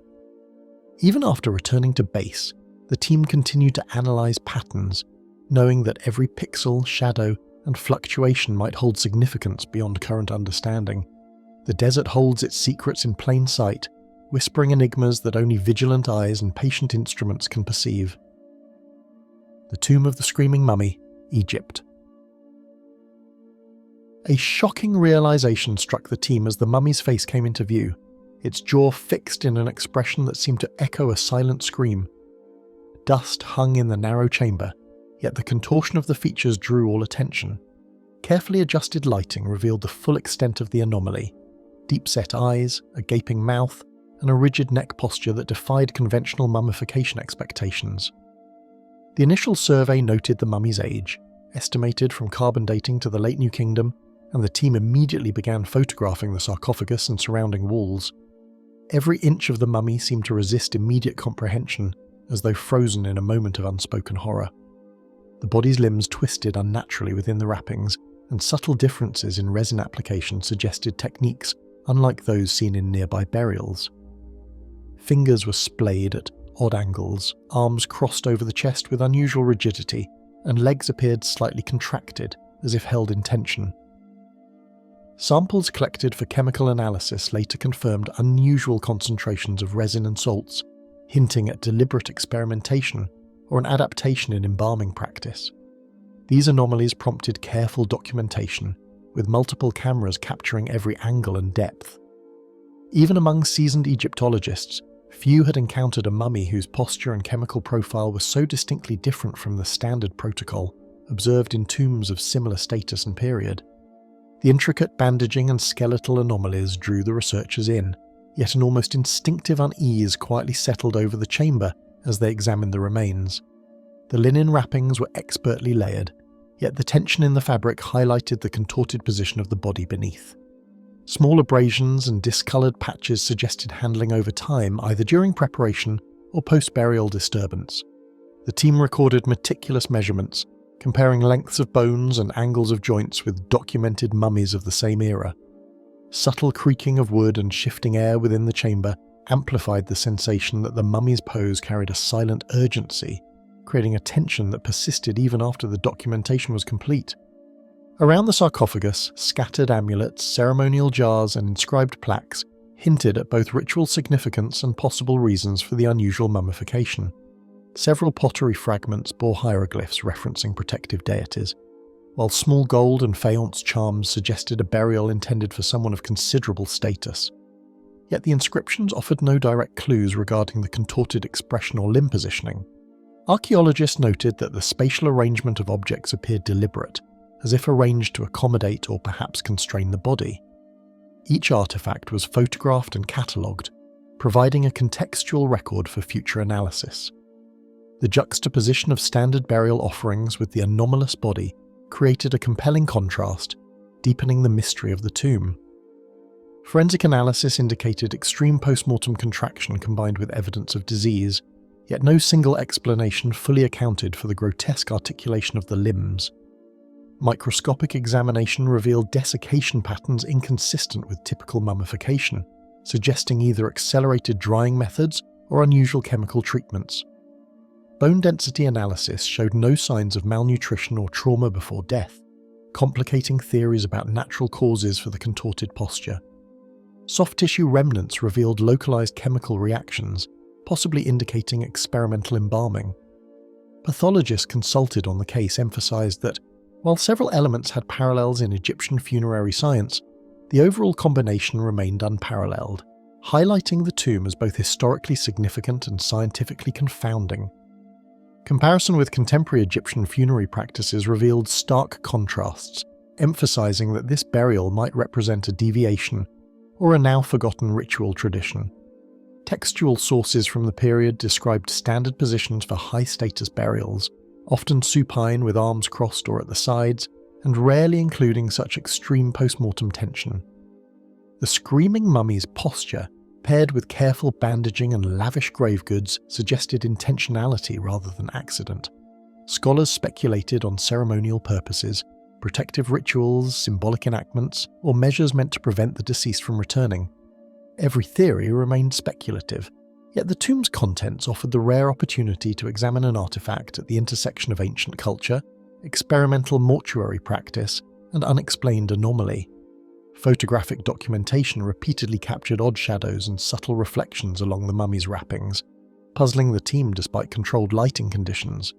Angles that appeared normal to the naked eye revealed flickering lines, reflective patches, and micro-shadows in the images that did not correspond to physical light sources. These phenomena were recorded with multiple cameras and infrared sensors, producing images that seemed to fluctuate depending on the observer's position. While some suspected technical artifacts, repeated tests confirmed that the anomalies were consistently reproduced under varying conditions. Each new photograph suggested layers of visual complexity in the mummy and tomb, deepening the sense that something remained unresolved, lurking within the chamber beyond immediate perception. During scholarly review, debates emerged, some insisting on natural causes, others proposing cultural or anomalous explanations that resisted conventional classification.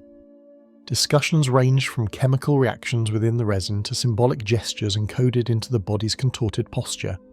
Some archaeologists considered the possibility of ritualized preservation meant to convey warning or protection, while skeptics urged restraint, citing insufficient evidence for extraordinary claims. Conferences and peer reviews highlighted the divide between analytical reasoning and interpretive speculation, yet all participants agreed on one point: the mummy's configuration was exceptional, challenging existing knowledge of burial practice and demanding ongoing study to reconcile its anomalies with historical context. Even the careful movement of tools and cameras generated tension, as the delicate remains required meticulous handling that magnified the chamber's oppressive atmosphere. Simple adjustments to lighting, positioning, and measurement instruments were undertaken with extreme caution, often requiring multiple personnel to stabilize equipment without disturbing the wrappings. Each moment revealed unexpected nuances: folds in linen, small cracks in resin, and shifts in shadow across the sarcophagus. The physical act of excavation became a performance of precision, where every gesture was measured and deliberate, emphasizing both the fragility of the remains and the mental strain on the team confronting the uncanny aspects of their discovery. Hours of study yielded detailed notes and imagery, yet the mummy's twisted posture and surrounding artifacts continued to provoke more questions than answers. Analysis of chemical, skeletal, and photographic evidence generated comprehensive reports, yet none fully accounted for the contorted expression frozen in time. Comparative studies with other burials reinforced the anomaly, leaving historians and forensic specialists to acknowledge the limits of current knowledge. The tomb remained a repository of unresolved enigma, a silent witness to death, ritual and preservation methods that had escaped documentation for millennia, challenging assumptions about the boundaries of human practice and ancient understanding. The tomb holds its secrets with an unwavering gaze, preserving a story that refuses to be fully understood. The Stonehenge ground pulses, England. A faint vibration ran through the soles of the archaeologists' boots, drawing immediate attention to the space between the massive sarsen stones. Initial impressions suggested minor tremors, but repeated occurrences hinted at something more unusual. The team noted that the vibrations were intermittent, almost rhythmic, and seemed to originate from the monument's central area. Surveys of nearby terrain revealed no natural sources. Even small stones shifted imperceptibly underfoot, producing subtle echoes that heightened awareness. Instruments were deployed carefully, capturing baseline readings while maintaining the integrity of the site. Every member felt a creeping awareness that the monument itself might be subtly alive in ways science could barely grasp. Monitors flickered as low-frequency pulses registered across multiple instruments, confirming that the sensation was not imagined but measurable. Geophysicists recorded vibrations at irregular intervals, each spike indicating a discernible movement beneath the stones. These pulses registered on seismographs, accelerometers and magnetometers, suggesting a localized phenomenon distinct from surrounding chalk and clay layers. Audio amplifications produced a low hum, barely perceptible to the human ear yet consistent in frequency. Despite repeated tests, the signals persisted, sometimes growing slightly stronger at dawn and dusk, with no correlation to environmental factors. The combination of visual, tactile, and instrumental evidence created a growing sense of mystery, prompting meticulous documentation and careful interpretation by the team. Erected over 4,000 years ago, the arrangement of stones had long inspired study, yet nothing in historical records hinted at the subtle tremors now observed. Stonehenge's purpose has been debated for centuries, from astronomical alignments to ceremonial and ritual significance. Yet no written or oral record references vibrations or moving ground. Archaeologists revisited previous excavation notes, hoping for overlooked observations, but earlier surveys only mentioned structural anomalies or soil compaction. The monument's enduring construction, with massive stones interlocked and stabilized, appeared designed to resist movement. The discovery of these pulses introduced an entirely new layer of mystery, challenging long-standing assumptions about both the monument's stability and the possible forces still at work beneath it. Team members paused, exchanging uncertain glances, realizing that these pulses occurred without wind, traffic, or any identifiable environmental cause. The surrounding landscape was quiet, free of tremors from nearby roads or agriculture. Even distant seismic events registered at nearby stations failed to correlate with the readings. This absence of conventional explanation heightened tension within the team, prompting discussion of less familiar possibilities. Could subtle underground water flows, previously unmapped fault lines, or even soil compaction anomalies account for the phenomenon? Each suggestion carried uncertainties, and the team's growing awareness of the pulse's regularity added an eerie weight. As though the monument were quietly communicating a rhythm invisible to human perception, seismographs and magnetometers documented faint but consistent ground motion, each signal synchronized in ways that defied the natural layering of chalk and clay beneath. Data revealed micro-movements occurring at predictable intervals, yet the magnitude of each pulse varied in unpredictable ways. Detailed plotting produced waveforms unlike typical geological readings. When cross-referenced with local soil composition, no matching anomalies were detected elsewhere in the region. Electromagnetic sensors registered subtle fluctuations that seemed to coincide with mechanical pulses, though the source remained elusive. Every measurement reinforced the idea that these phenomena were not random, but rather localized to the monument itself, suggesting a hidden feature or unknown interaction embedded beneath the stones. Analysis revealed recurring intervals and varying amplitudes, suggesting that the pulses were neither random nor uniform, but exhibited an intricate localized pattern. Some pulses occurred with a quiet, steady rhythm reminiscent of a heartbeat, while others surged unpredictably. Statistical modeling indicated a nonlinear system at work, challenging initial assumptions of environmental causation. Team members debated whether the intervals corresponded to natural subterranean resonances or a deeper, more enigmatic origin. Historical and astronomical alignments of the monument were examined, though no correlation with celestial events emerged. The regular yet unpredictable nature of the pulses emphasized the monument's role as both an archaeological and geophysical mystery, defying straightforward explanation. Tests conducted just outside the stone circle failed to register any anomalies, indicating that the source was isolated beneath the stones themselves. Measurements taken several meters away showed normal ground stability, confirming the pulse's confinement to the monument's core. Soil density, moisture content, and subsurface composition were mapped meticulously, yet nothing suggested conventional seismic activity. The contrast between the vibrating center and stable surroundings amplified the sense of strangeness. Archaeologists noted that the stone's interlocking construction could interact with subsurface forces in ways not previously documented. Even with advanced technology, the team could only confirm that the pulses originated beneath the monument, leaving their cause entirely speculative. Academic discussion focused on whether the phenomenon was geological, a remnant of ancient construction methods, or a manifestation of a force yet to be understood. Some proposed that subterranean fractures or shifting soil could transmit energy through the stones, while others considered unknown physical or electromagnetic properties of the megaliths themselves.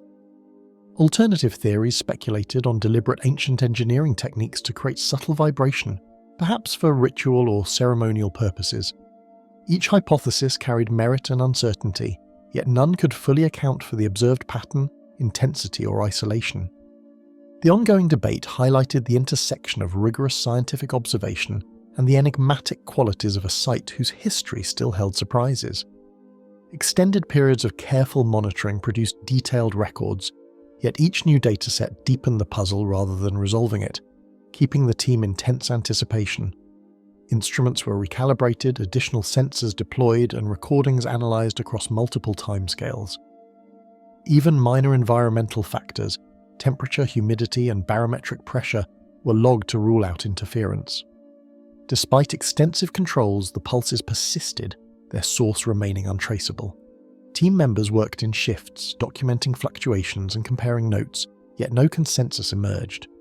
The meticulous attention to detail revealed both the resilience of the monument and the limitations of modern instrumentation when confronted with phenomena that might blend the natural with the inexplicable. Following repeated measurements and cross-checks, the source of the rhythmic pulses remained hidden, as if the earth beneath the monument were alive with a quiet, secret motion. Archaeologists recorded the results, carefully noting all anomalies while acknowledging the limits of their understanding. The pulses had become the defining feature of the current investigation, shifting the focus from surface excavation to a deeper contemplation of the monument's unseen dimensions. As night fell, shadows stretched across the stones, and the team felt the subtle resonance beneath them, reinforcing the idea that Stonehenge's mysteries were not confined to the past but persisted actively in the present, waiting for explanation. Below the timeless stones, an invisible rhythm persists, hinting at a force older than history itself. The Cahokia Woodhenge disturbances, United States. During early morning mapping, the archaeologists noticed the posts were subtly misaligned, as if the circle itself had shifted overnight. Measurements taken at sunrise revealed discrepancies that defied conventional settling patterns, and photographs captured shadows that seemed to bend around the timbers unnaturally. The team felt a quiet tension, aware that Cahokia's Woodhenge had guided centuries of solstice observances, yet nothing in historical records suggested that the structure might exhibit motion or change beyond human intervention. Even minor misalignments were amplified by the scale of the circle, leaving researchers both fascinated and unsettled by what appeared to be subtle, inexplicable disturbances. A delicate rhythmic murmur seemed to rise from the earth beneath the timbers, capturing the team's attention as they approached. The sound was low, almost imperceptible, yet persistent, echoing between posts in a manner that felt intentional. Some members described it as a hum, others as a vibration of the ground itself, though instruments detected only irregular fluctuations. The phenomenon coincided unpredictably, with moments when the sun broke through morning clouds, or when a single bird passed overhead. No external source could account for the cadence, and the team began to consider that the circle might possess qualities beyond architectural purpose, a hidden resonance embedded in its construction. One timber reflected the rising sunlight at an angle that made it appear to lean slightly, though no natural cause could account for the effect. Observers noted that the optical distortion persisted across multiple days and under varying light conditions, suggesting that the wood itself unexpectedly interacted with sun rays. While some assumed it was a trick of perception, repeated confirmation by several researchers standing at different positions, reinforced the strangeness of the occurrence. The subtle misalignment caught the attention of the team's surveyors, who marvelled at how small variations in positioning could generate a sense of imperceptible motion across the circle. Shadows crept along the circle in unexpected patterns, sometimes forming fleeting shapes that vanished before anyone could point them out. The interplay of timber, earth, and morning light created ephemeral geometries that shifted without apparent cause. Even photographs, when examined later, showed faint outlines suggesting angles and forms that had escaped the naked eye. Archaeologists began to note correlations between shadow elongation and slight sounds coming from the posts, though the connection remained enigmatic. It was as if the circle itself were communicating through light and shade, offering glimpses of movement imperceptible to casual observation yet undeniable to those who had lingered long enough to notice. A low hum echoed faintly between posts, intensifying at moments when the wind barely moved, as if the wood itself carried a hidden resonance. This hum sometimes changed in pitch and volume, rising when the researchers were silent and diminishing when footsteps disturbed the ground. The acoustics suggested the timber might be responding to ambient energy in the environment, though no mechanical explanation could account for its timing or modulation. Attempts to measure vibrations with sensitive geophones produced inconsistent readings, leaving the team to speculate whether Cahokia's designers had unwittingly or deliberately encoded these phenomena within the circle's dimensions or materials. Ancient alignments suggested the circle was designed to mark solstices, yet these phenomena seemed to occur at times unrelated to celestial events. Some disturbances coincided with midday sun angles, while others emerged at twilight, creating a sense of unpredictability. Researchers began to map correlations between specific posts, light conditions, and sounds, seeking a pattern, but the anomalies resisted classification. The circle's layout, previously understood primarily through astronomical significance, now revealed layers of temporal mystery. Cahokia's Woodhenge, once a monument to seasonal observation, appeared to possess qualities that transcended practical purpose, hinting at interactions with forces imperceptible yet tangible to those who observed with attention. Occasionally, the timbers appeared to shift slightly underfoot, producing the impression that the circle was subtly alive, responding to human presence. The team noticed that walking around the perimeter produced uneven sensations of movement, a gentle instability at points that had been considered structurally secure. These micro-movements were not captured in photographs, yet everyone present felt the effect. Some researchers speculated that centuries of soil compression and natural settling could explain minor shifts, yet the consistency and timing of the phenomena defied those assumptions. The circle seemed to react selectively, almost as if acknowledging observers, producing a sensation of interaction between the human and the ancient construction.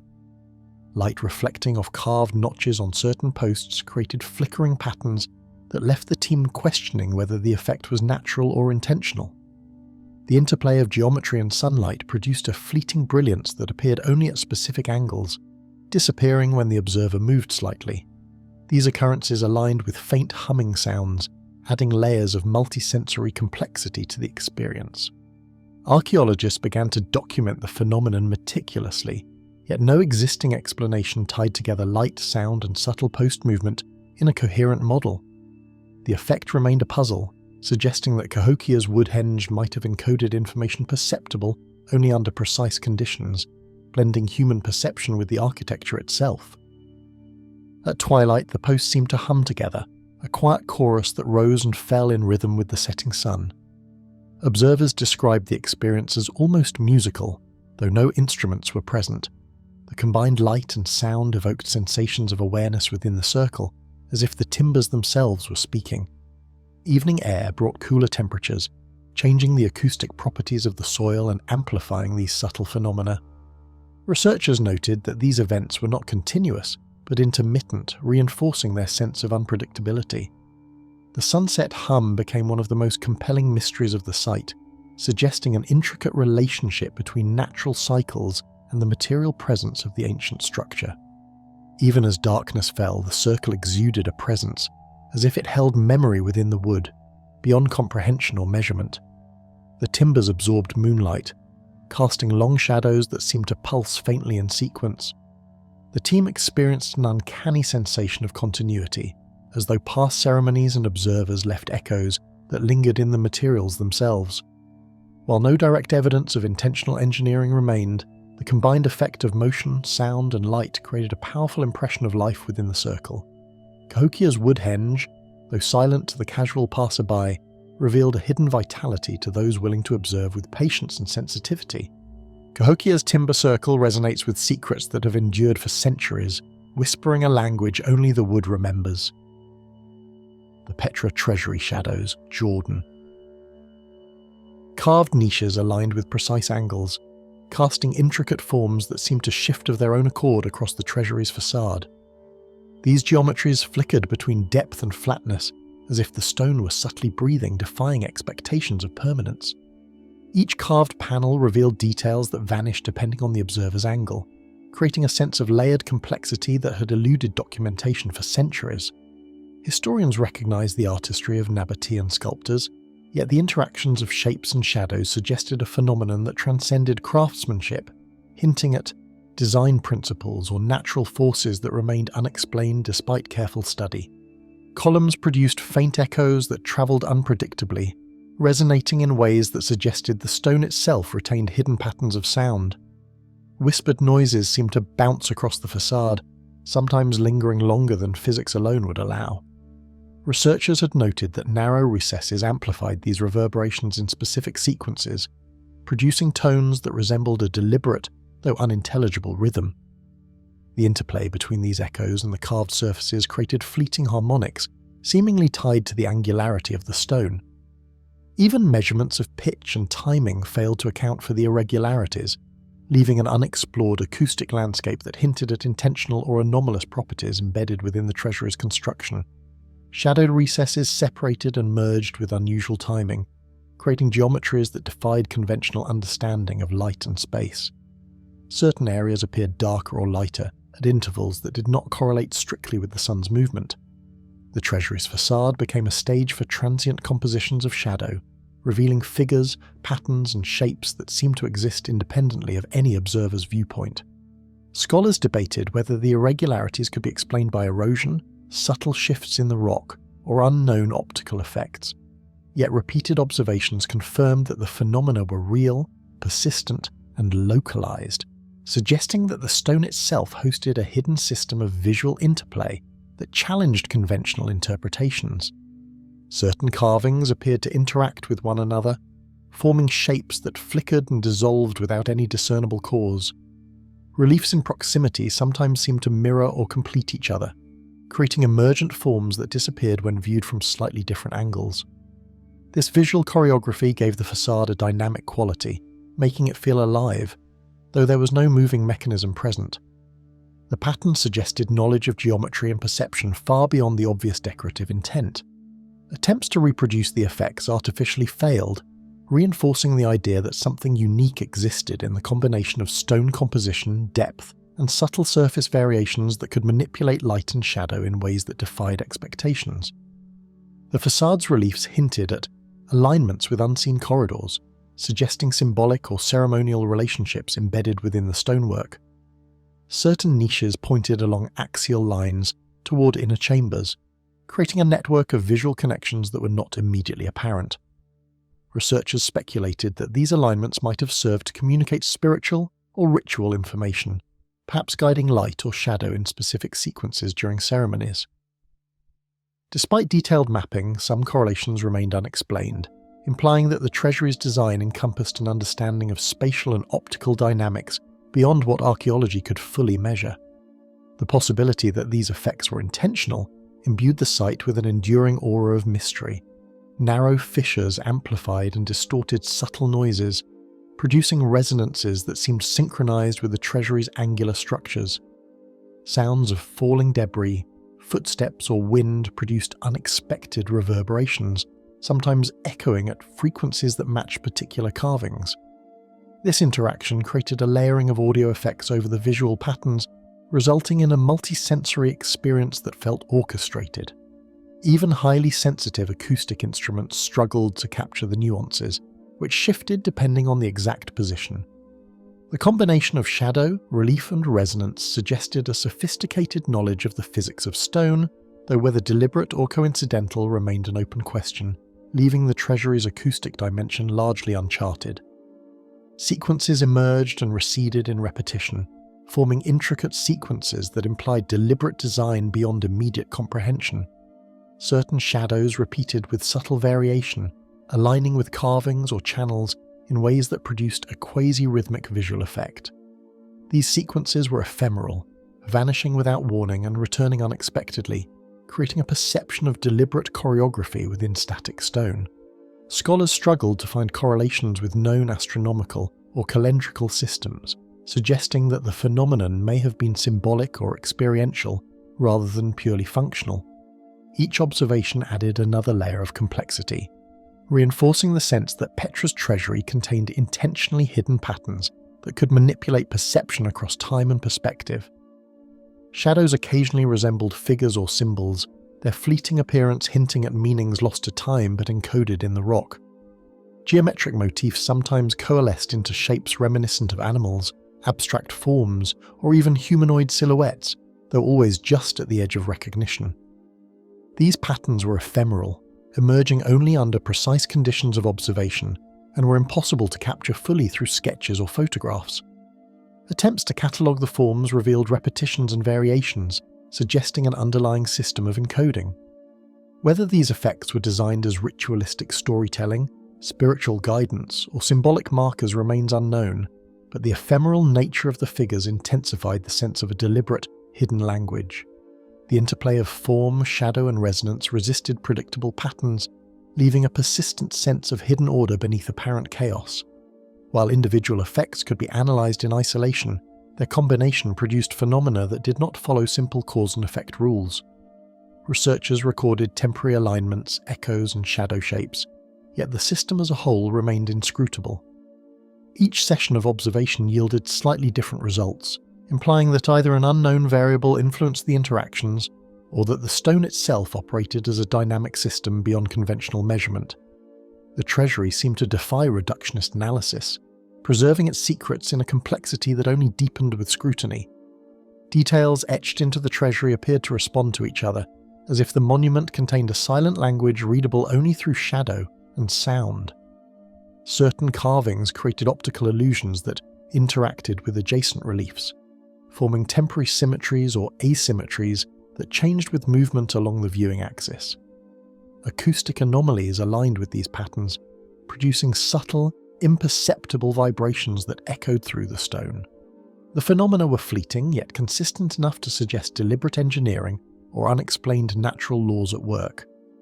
Despite technological assistance, attempts to simulate or reproduce the effects fell short, reinforcing the sense that Petra's treasury preserved interactions that were intentionally layered, enigmatic, and inaccessible to conventional explanation.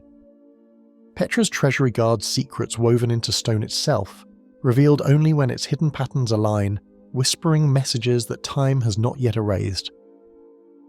The Longyu Grotto's echo pattern, China.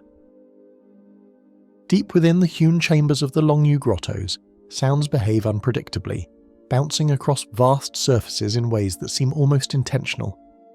The site, located in Zhejiang province, consists of more than 30 large hand-hewn caverns, some exceeding 20 meters in height, with ceilings and walls carved from sandstone with astonishing precision.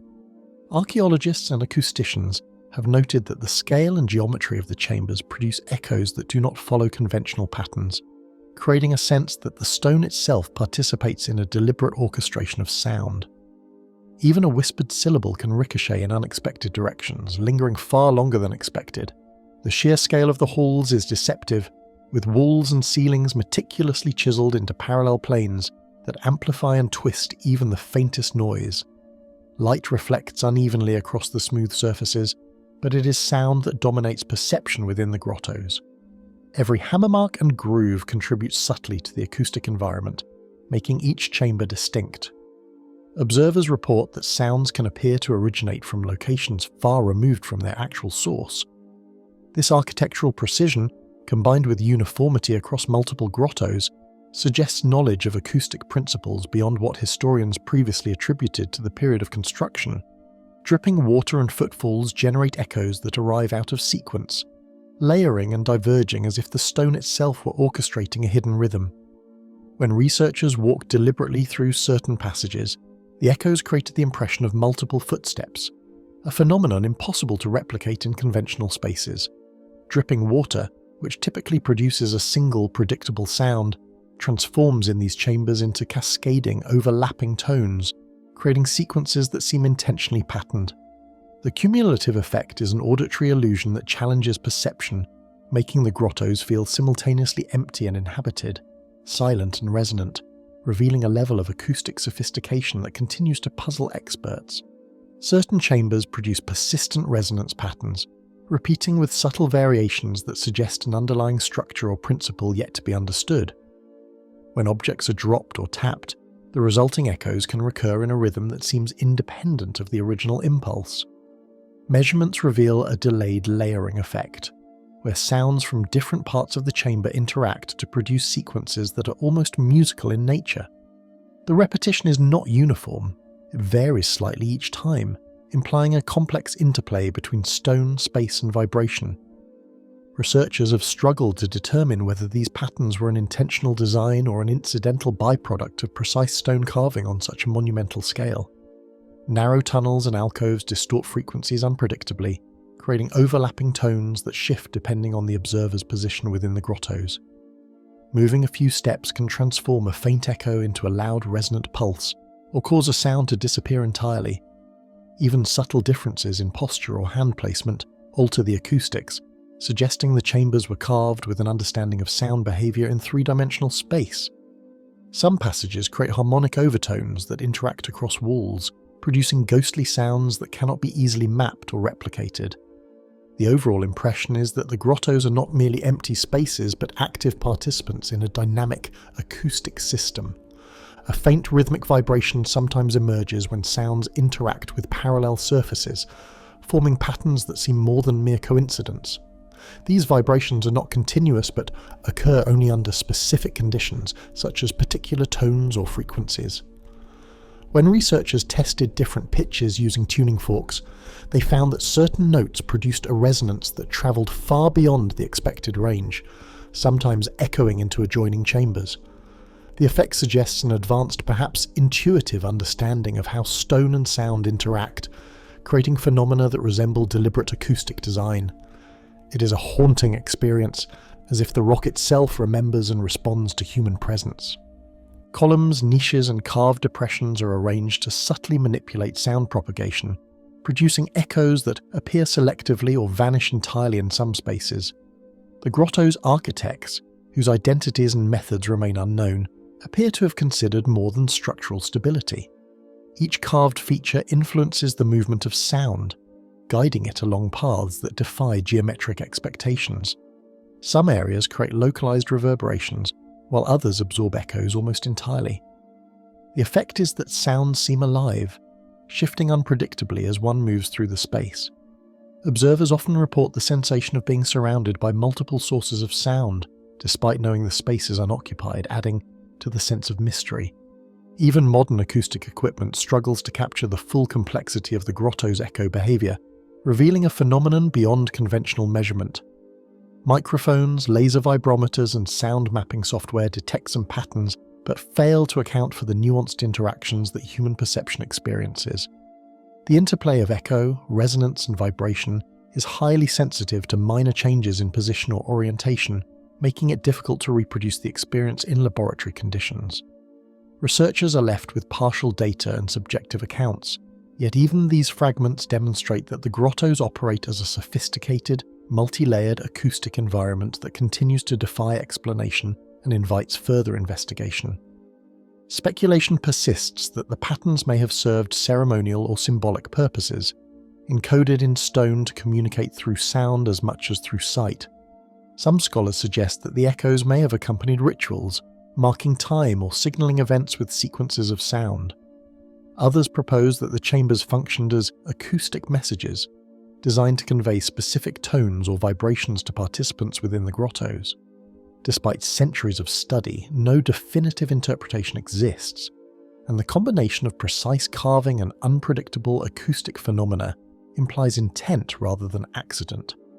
The grottos seem to communicate in a language of vibration, one that transcends words and challenges modern understanding.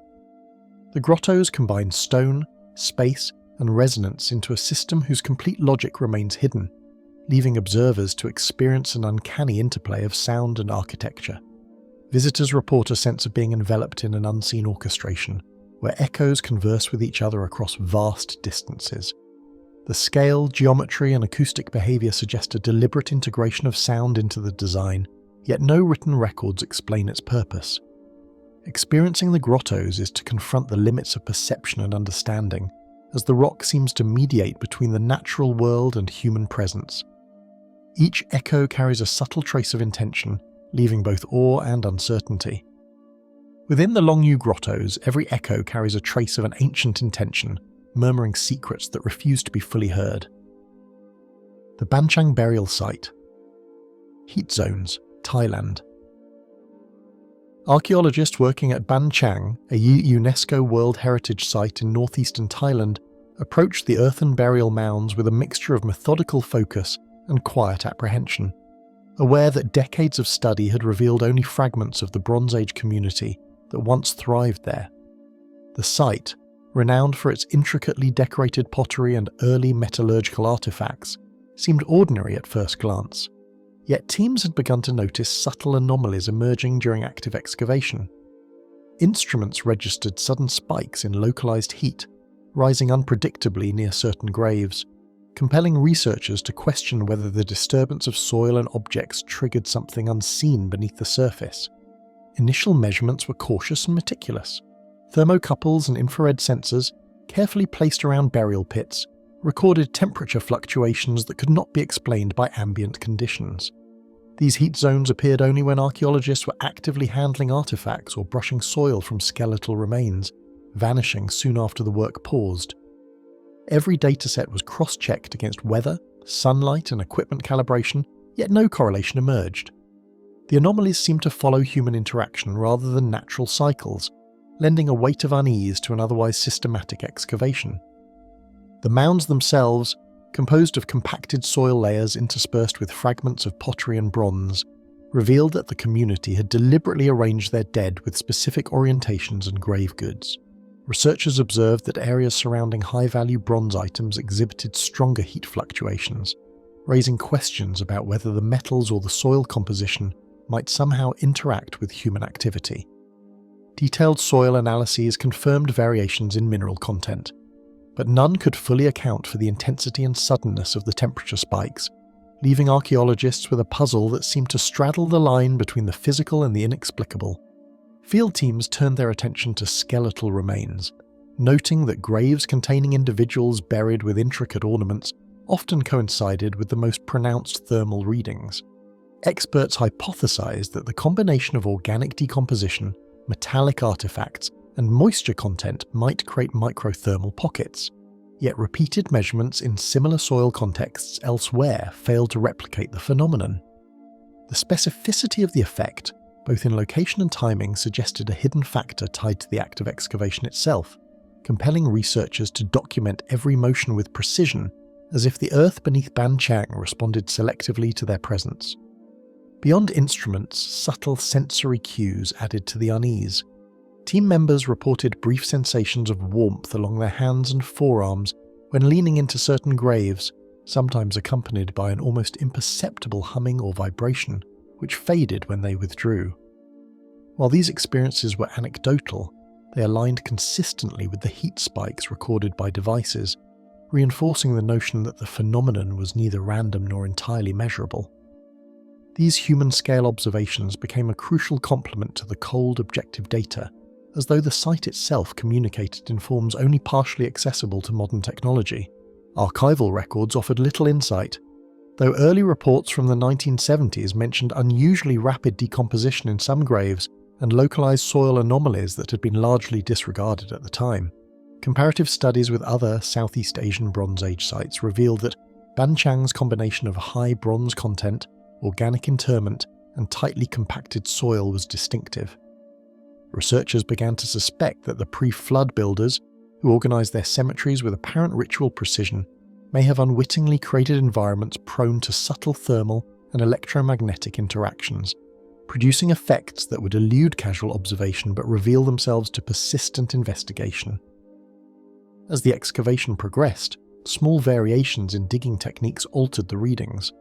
Brushing soil with soft brushes produced minor increases, while the use of trowels and lifting heavy artifacts triggered more pronounced spikes.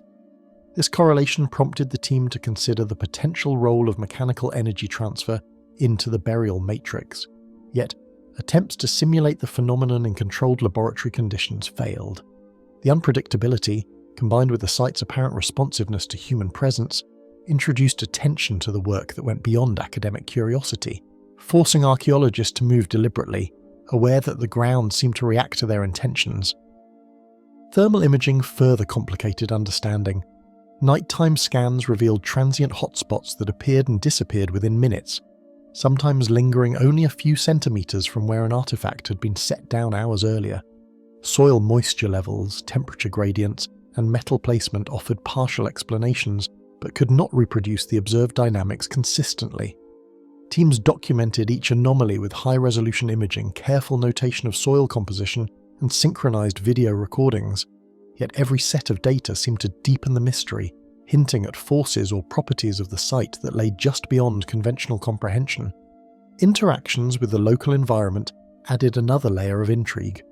Seasonal rains altered surface temperatures predictably, yet the heat zones persisted independently of these cycles, demonstrating a responsiveness tied to the internal composition of graves rather than external factors. Archaeologists noted that certain mounds, when approached simultaneously by multiple team members, exhibited stronger anomalies, suggesting a complex, perhaps non-linear relationship between human activity and the site's response. These patterns, documented meticulously over weeks, suggested that Banchang's burial grounds were more than static remnants of the past. They were active, enigmatic spaces that resisted complete explanation. Throughout the excavation, researchers balanced careful documentation with the creeping sense that they were probing something not entirely inert. Every artifact lifted, every layer of soil brushed aside, carried the possibility of triggering unexpected reactions, whether subtle heat surges or imperceptible vibrations. The interplay between human activity and site response transformed routine archaeological tasks into exercises of attentive observation and cautious interpretation, where even the smallest movement could alter the conditions being studied. The team's work became as much about listening and sensing as it was about measuring, attuning to a quiet, unpredictable pulse that seemed embedded within the earth itself. Among the ruins of Banchang, the patterns defied conventional explanation, leaving even seasoned archaeologists hesitant to offer definitive interpretations, as though the site demanded a humility beyond academic training. Each anomaly recorded, each microthermal pulse mapped, deepened the sense that these graves, laid carefully by a pre-flood community, retained a hidden vitality. It was a phenomenon at once scientific and profoundly mysterious, resisting reduction to simple causes and inviting prolonged contemplation. On the silent earth of Banchang, the graves seemed to whisper with a warmth that belonged neither to sun nor season, but to something older and inexplicably alive. The Rupkund Lake Camp in India.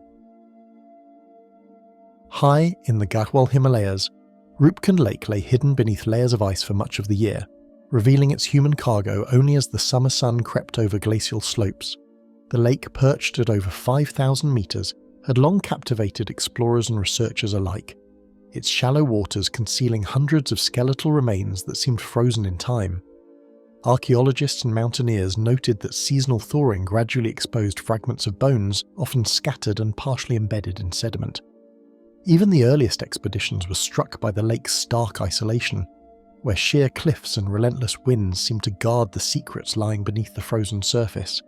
Snowmelt carved slow rivulets across the rocky basin, uncovering skeletal remains in a staggered rhythm that seemed to mock the passing of centuries.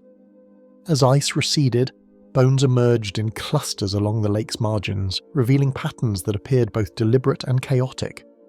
Each thaw offered a new layer of discovery, with some skeletons showing evidence of trauma or disease, while others retained traces of copper ornaments or remnants of textiles preserved by the cold. Researchers quickly realized that these seasonal reveals created a living archive, one in which nature itself dictated the pace of exposure and subtly influenced the context in which each skeleton could be studied. Time-lapse cameras, positioned carefully along the lake's edge, captured movements so subtle that they were nearly imperceptible to the naked eye, yet consistent across repeated observations. Photographs taken at hourly intervals over weeks showed bones shifting minutely, sometimes a mere fraction of a centimetre, yet in ways that suggested more than random settling. Detailed analysis confirmed that environmental factors such as wind, snowmelt, or soil subsidence could not fully explain these changes. The skeletal remains, exposed by the retreating ice, seemed to respond to the passage of time in a pattern that was slow, deliberate, and, to the researchers' mounting intrigue, almost synchronized across multiple sections of the lakebed. Bones weathered to varying degrees displayed an array of fractures and wear, alongside occasional remnants of clothing and copper ornaments, offering glimpses into lives abruptly ended at this remote site. The majority of the skeletons appeared to belong to adults, with both male and female remains present, while a smaller proportion represented adolescents.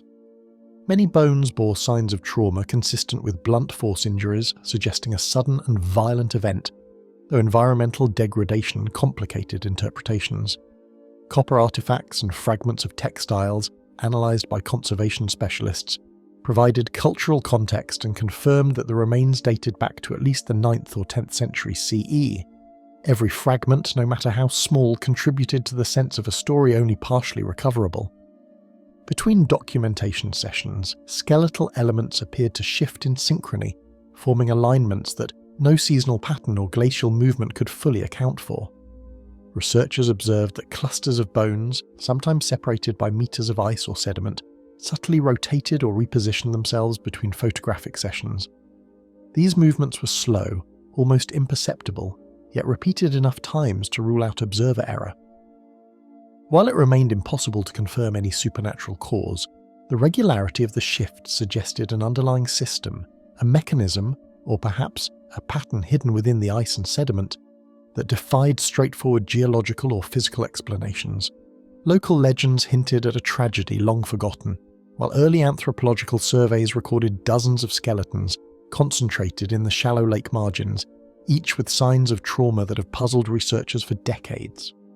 Villagers in the Chameli district spoke of a curse that befell travellers who ventured too high, while British colonial-era explorers documented skeletal remains without offering explanations beyond environmental exposure.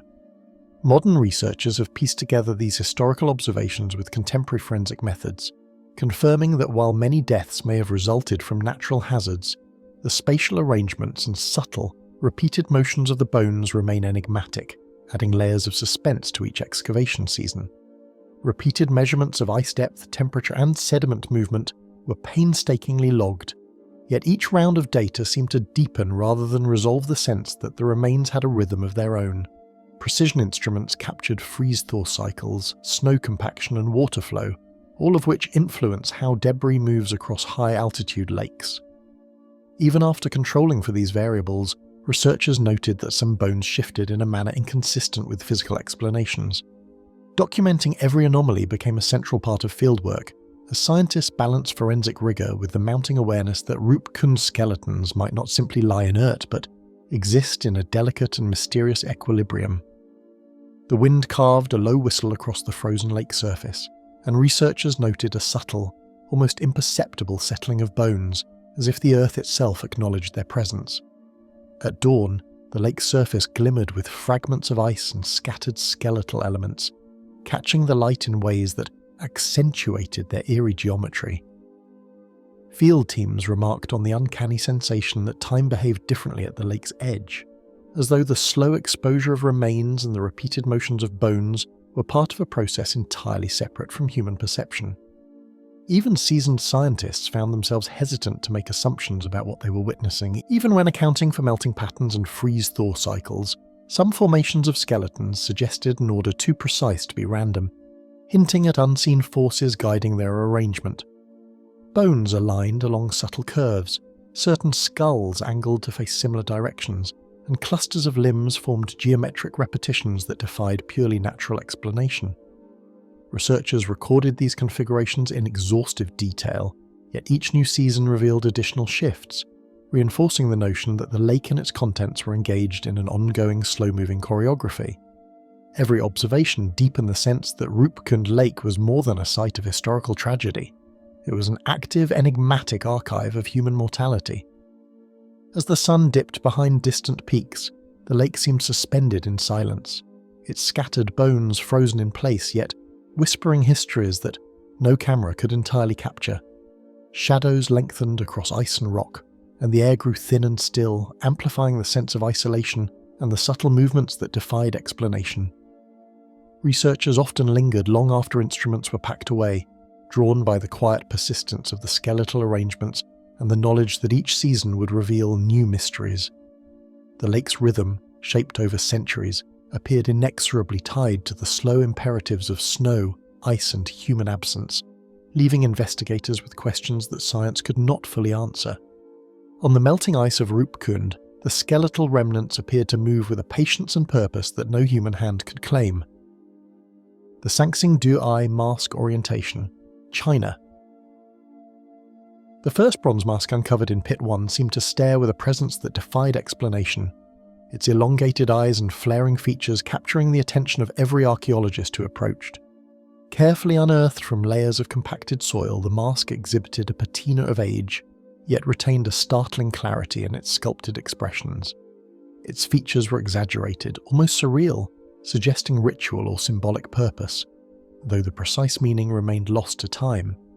As more masks emerged from adjacent pits, each equally imposing and meticulously crafted, researchers began to notice patterns that extended beyond artistry alone, hinting at a hidden logic within the arrangement of these enigmatic objects. Intricate details etched into the surface, flares of nostrils, raised ridges, and oversized ears hinted at a ceremonial significance that no contemporary record could fully illuminate. Some masks bore traces of gilding or inlaid materials, while others were adorned with elaborate motifs, yet all seemed designed to capture attention, whether by their size or the intensity of their gaze.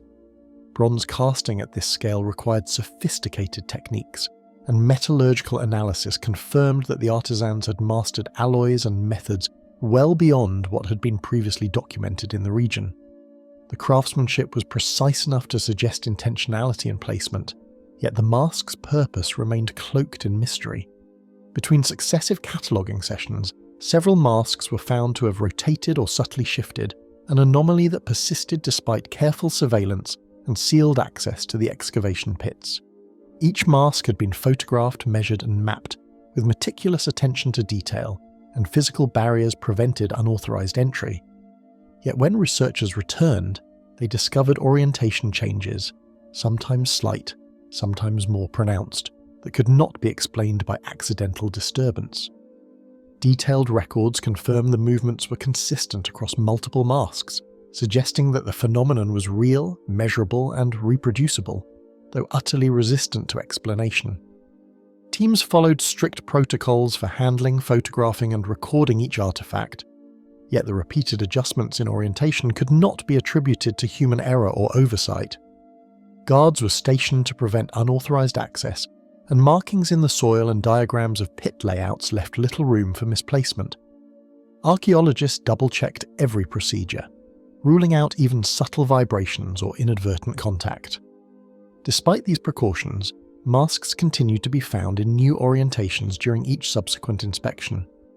The consistency of these movements deepened the sense that the objects themselves, or the space they occupied, held a mysterious influence beyond human comprehension.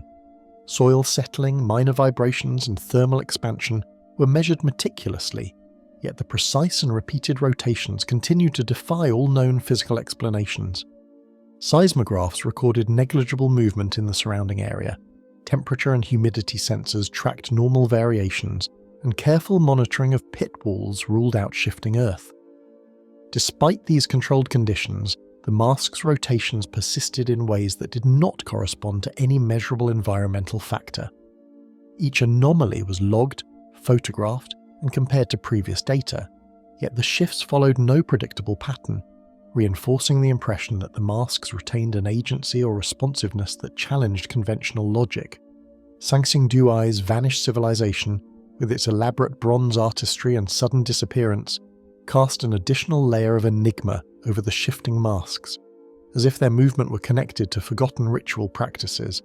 Dating placed the artifacts between approximately 1200 and 1000 BCE, revealing a society that had mastered bronze casting and ceremonial expression, but then abruptly vanished from the historical record.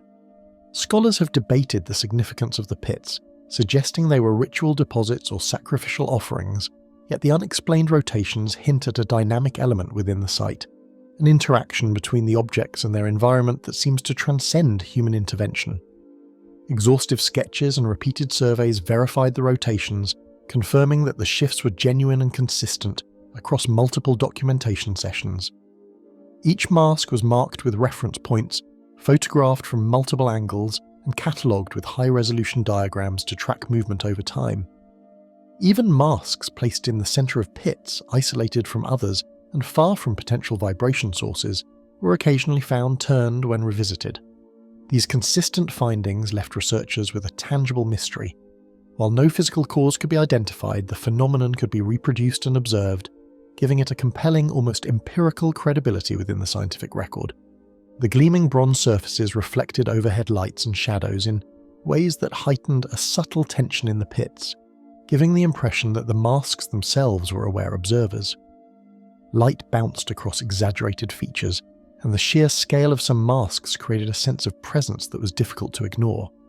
Archaeologists noted a psychological effect, an unease, almost as if the objects were monitoring the researchers as closely as they were studying them. The confined echoing spaces of the pits amplified metallic glints and murmurs of movement, reinforcing the perception that these were not inert objects, but elements of an environment whose rules had yet to be fully understood.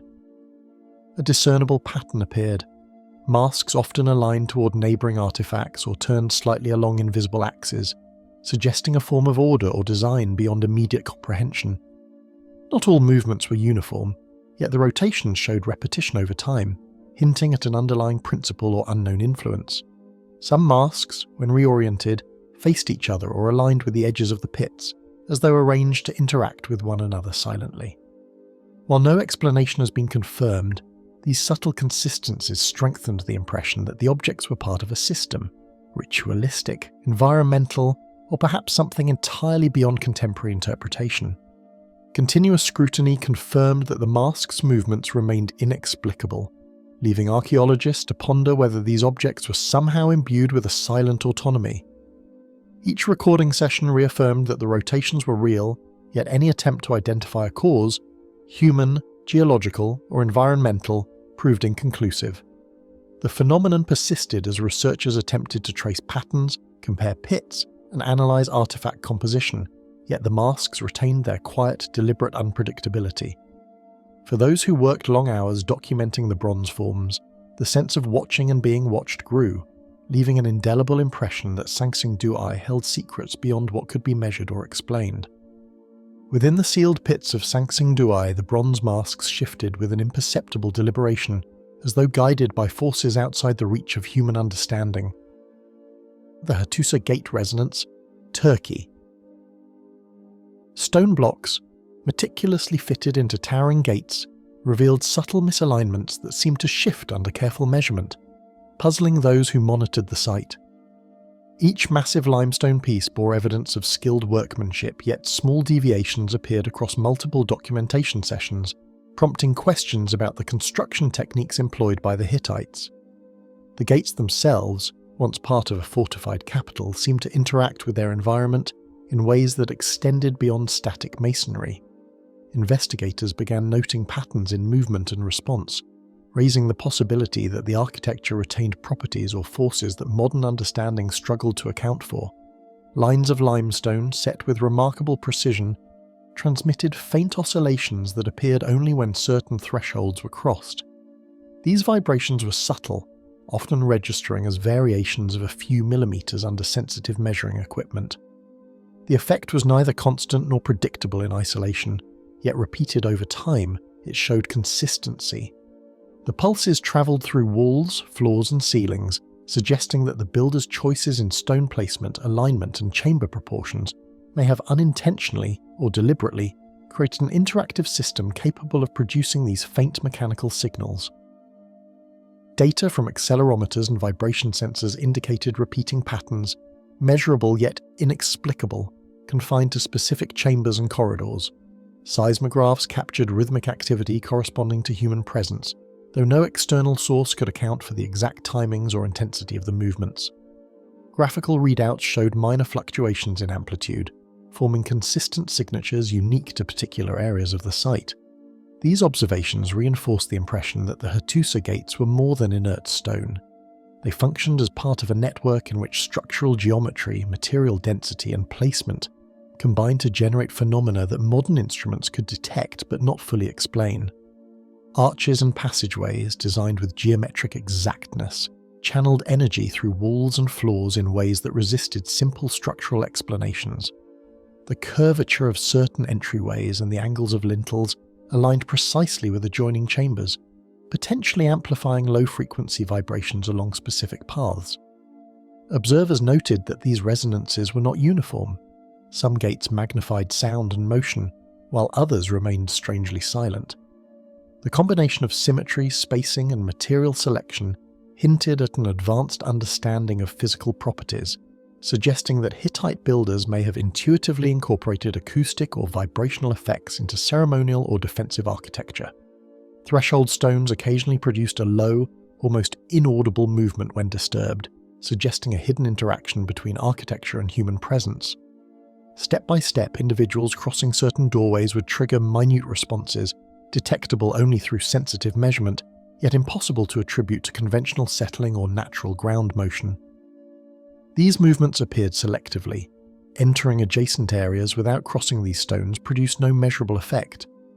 The phenomenon created a sense that the gates and passages were dynamically engaged, reacting in discrete ways to the positioning and motion of those within them, challenging assumptions about the passive nature of ancient stone construction. Ancient Hittite records describe ceremonial processions and rituals, hinting that the builders may have understood subtle effects of motion and acoustics. Royal processions and temple activities, carefully choreographed in surviving inscriptions, suggest that movement through gates and courtyards was highly structured. While there is no explicit mention of vibrations or sound phenomena, the precision of these ceremonial routes aligns with the locations where modern measurements detect resonant activity. This convergence implies that Hittite architects may have intentionally designed certain chambers to respond to human movement, creating sensory effects that reinforced ritual or symbolic significance. Repeated monitoring revealed that only selected chambers responded consistently, while neighbouring spaces remained inert, indicating deliberate planning rather than chance. Measurements taken over weeks confirmed that resonance and motion were localised, with some rooms producing clear signals while others, structurally similar, remained silent. These patterns did not correspond to soil inconsistencies or surface irregularities, reinforcing the idea of purposeful design. The observation of repeatable, site-specific behaviour elevated the phenomenon from an unexplained anomaly to a pattern worthy of systematic study, inviting speculation about ancient knowledge of acoustics, architecture, or materials science that may now be lost. Echoes of footsteps and the shifting of stone created overlapping vibrations, forming a rhythm that seemed to emerge spontaneously from the structure itself. Standing in these halls, visitors reported subtle shivers through the floors and faint reverberations in the walls, detectable with both instruments and perception. These effects were transient, fading as movement ceased, yet reappearing reliably when thresholds were crossed. The interplay of physical measurement and subjective experience heightened the sense that the architecture possessed an active quality, responsive to its environment and the behaviour of those who entered its carefully constructed spaces. Trials to mimic these movements artificially, through vibrations or controlled experiments, failed to produce the same precise responses observed in situ.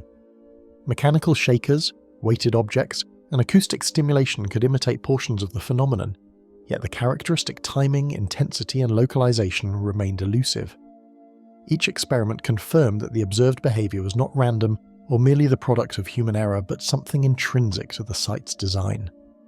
The precision of these interactions suggested an understanding of physics, material response, or resonant properties that, while not documented, were embedded in the architecture itself.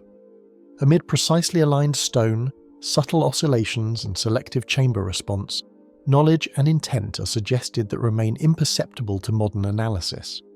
Hattusa's gates and corridors, once traversed by Hittite rulers, priests and guards, continue to convey evidence of deliberate engineering that challenges contemporary interpretation.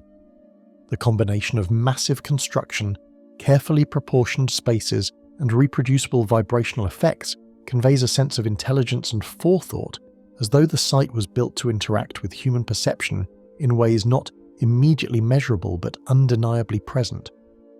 This dynamic quality transforms the site from static ruins into an active participant in its own story. Surrounded by Hattusa's ancient gates, stone shifts and hums with a precision that preserves secrets of craft and intention, echoing knowledge lost across millennia.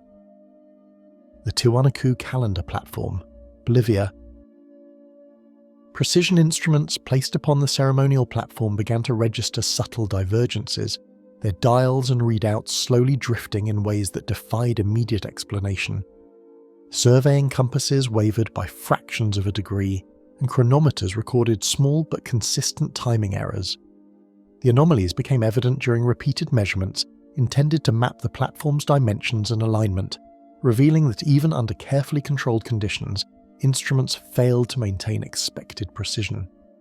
Observers noted that the irregularities were reproducible and location-dependent, suggesting that the platform itself had a measurable effect on the tools rather than the errors arising from human handling or calibration issues. Chronometers, compasses, and surveying devices all responded differently when moved across the surface, hinting at an invisible influence that disrupted their normal synchronization. Even high-grade instruments designed to withstand environmental fluctuations displayed minor inconsistencies that could not be attributed to mechanical faults. Variations appeared not only in timekeeping but also in directional readings, with compasses occasionally deviating from expected magnetic alignment. The effect was subtle, yet consistent, prompting investigators to perform exhaustive cross-checks with instruments outside the platform.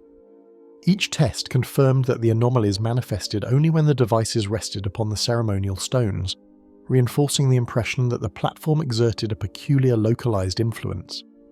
Environmental sensors tracked temperature, humidity, and geomagnetic activity, yet each reading fell within normal parameters, leaving the desynchronization unexplained by conventional factors.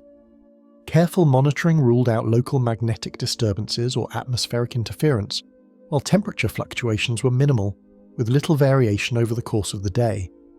Soil composition beneath the platform was also assessed, revealing no detectable anomalies that could account for instrument behavior. Even wind, solar radiation, and nearby structural vibrations were measured and dismissed as causal factors.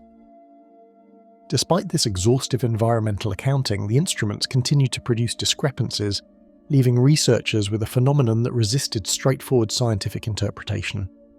The platform itself, composed of finely dressed stone and aligned along cardinal axes, presented an intricate geometry whose purpose may have extended beyond mere ceremonial display. Large rectangular slabs were carefully leveled and arranged with striking precision, their edges meeting in nearly perfect joints. Survey data confirmed that the structure aligned closely with solstitial points, consistent with astronomical observations recorded elsewhere at Tiwanaku. Subtle channels and grooves etched into the stones further complicated its surface, raising the possibility that these features were intentionally designed to interact with light, shadow, or the instruments themselves, creating a physical or observational effect that had remained hidden for centuries. Repeated trials confirmed a consistent effect. Instruments placed off the platform functioned normally, while those on it produced minute but measurable timing discrepancies. Chronometers lost or gained seconds in a pattern that seemed related to their placement on specific stones, while directional instruments fluctuated unpredictably yet consistently with respect to cardinal orientation. Multiple sessions, spaced over weeks, reproduced the anomalies, confirming that the platform's influence was neither random nor transient. Investigators moved instruments systematically across different points, mapping the degree of divergence and finding a subtle spatial logic in the inconsistencies, as though the stones themselves were imparting a hidden order to the measurements. Historical accounts of Tiwanaku depict a culture deeply engaged with celestial observation, suggesting that the builders possessed an advanced understanding of astronomical cycles and spatial orientation. Ceremonial plazas and sun-aligned structures attest to their knowledge of solstices, equinoxes, and horizon phenomena, while artifacts indicate meticulous calendrical calculation. The platform, situated prominently in the ceremonial core, may have served as a tool for precise observation or ritual marking of time. While no surviving texts explain the anomalies recorded on modern instruments, the intersection of architectural sophistication, celestial alignment, and material composition hints at an intentional design capable of affecting measurement devices in ways that continue to elude full understanding. Tracking the behavior of instruments over repeated sessions revealed patterns, showing systematic deviations that appeared to correlate with position and orientation on the stone surface. Mapping these divergences showed distinct hotspots where chronometers shifted fastest, or compasses deviated most, suggesting a spatial relationship between the stone's placement and the anomalies. The pattern was not uniform, yet repeatable, indicating an underlying principle guiding the effect. Comparative measurements off the platform confirmed that these deviations did not arise from local geomagnetic fields or topographical features. The phenomenon was intrinsic to the platform itself, lending weight to the hypothesis that the Tiwanaku builders had engineered the stones with precise yet cryptic intent. Those conducting measurements reported a strange perception of temporal irregularity, as though the passage of moments was subtly altered while working atop the platform. Some observers noted a sensation of disorientation when moving between points, describing the instrument's inconsistencies as small distortions in perceived time. Though these experiences were subjective, they were reported consistently among multiple team members and aligned with the measurable anomalies recorded by the devices. The combination of quantifiable discrepancies and subtle perceptual effects reinforced the impression that the platform had an active property, engaging both the observer and the instruments in a way that transcended simple structural or environmental explanations. Scientific hypotheses range from local magnetic anomalies and stone mineral effects to more complex interactions with environmental or cosmic forces, yet none fully accounted for the observed phenomena. Analysis of stone composition revealed high concentrations of iron and other minerals capable of minor magnetic influence, but calculations showed these would produce effects far smaller than those recorded.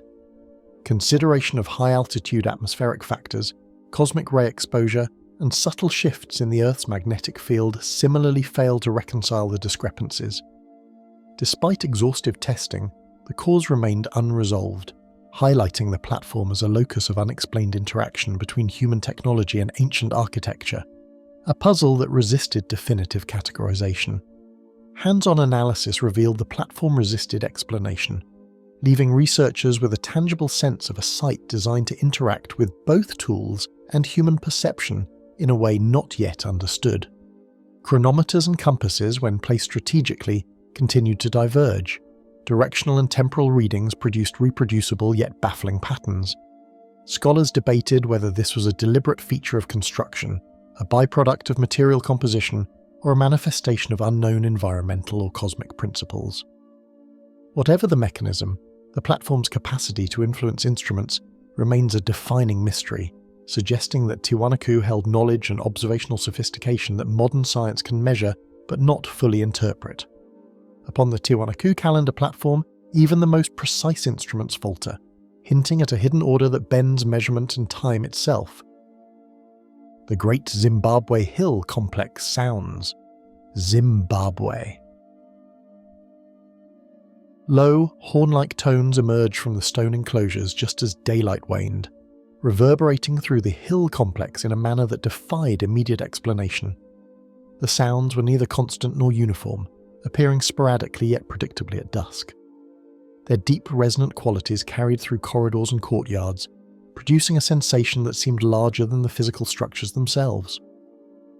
Initial documentation focused on pinpointing the source, but investigators quickly realized that the tones were not easily attributed to wind, wildlife, or other natural phenomena.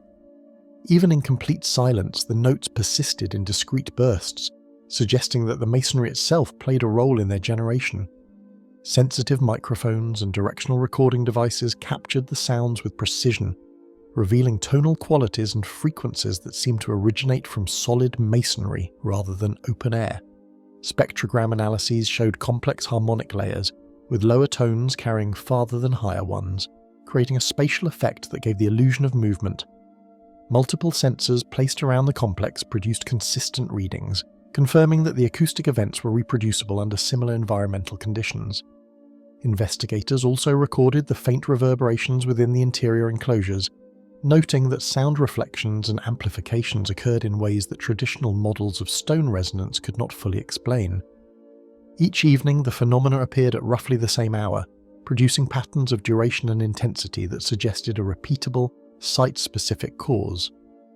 While the timing varied by a few minutes depending on season and cloud cover, the regularity indicated that these were not random occurrences. Observers recorded the onset of low hums, followed by discrete harmonic pulses that lasted several minutes before fading into silence. Patterns repeated across consecutive days, demonstrating a level of consistency that encouraged further study. Researchers began theorizing that the acoustic events may have been deliberately considered in the original construction, though the method and purpose remained entirely speculative.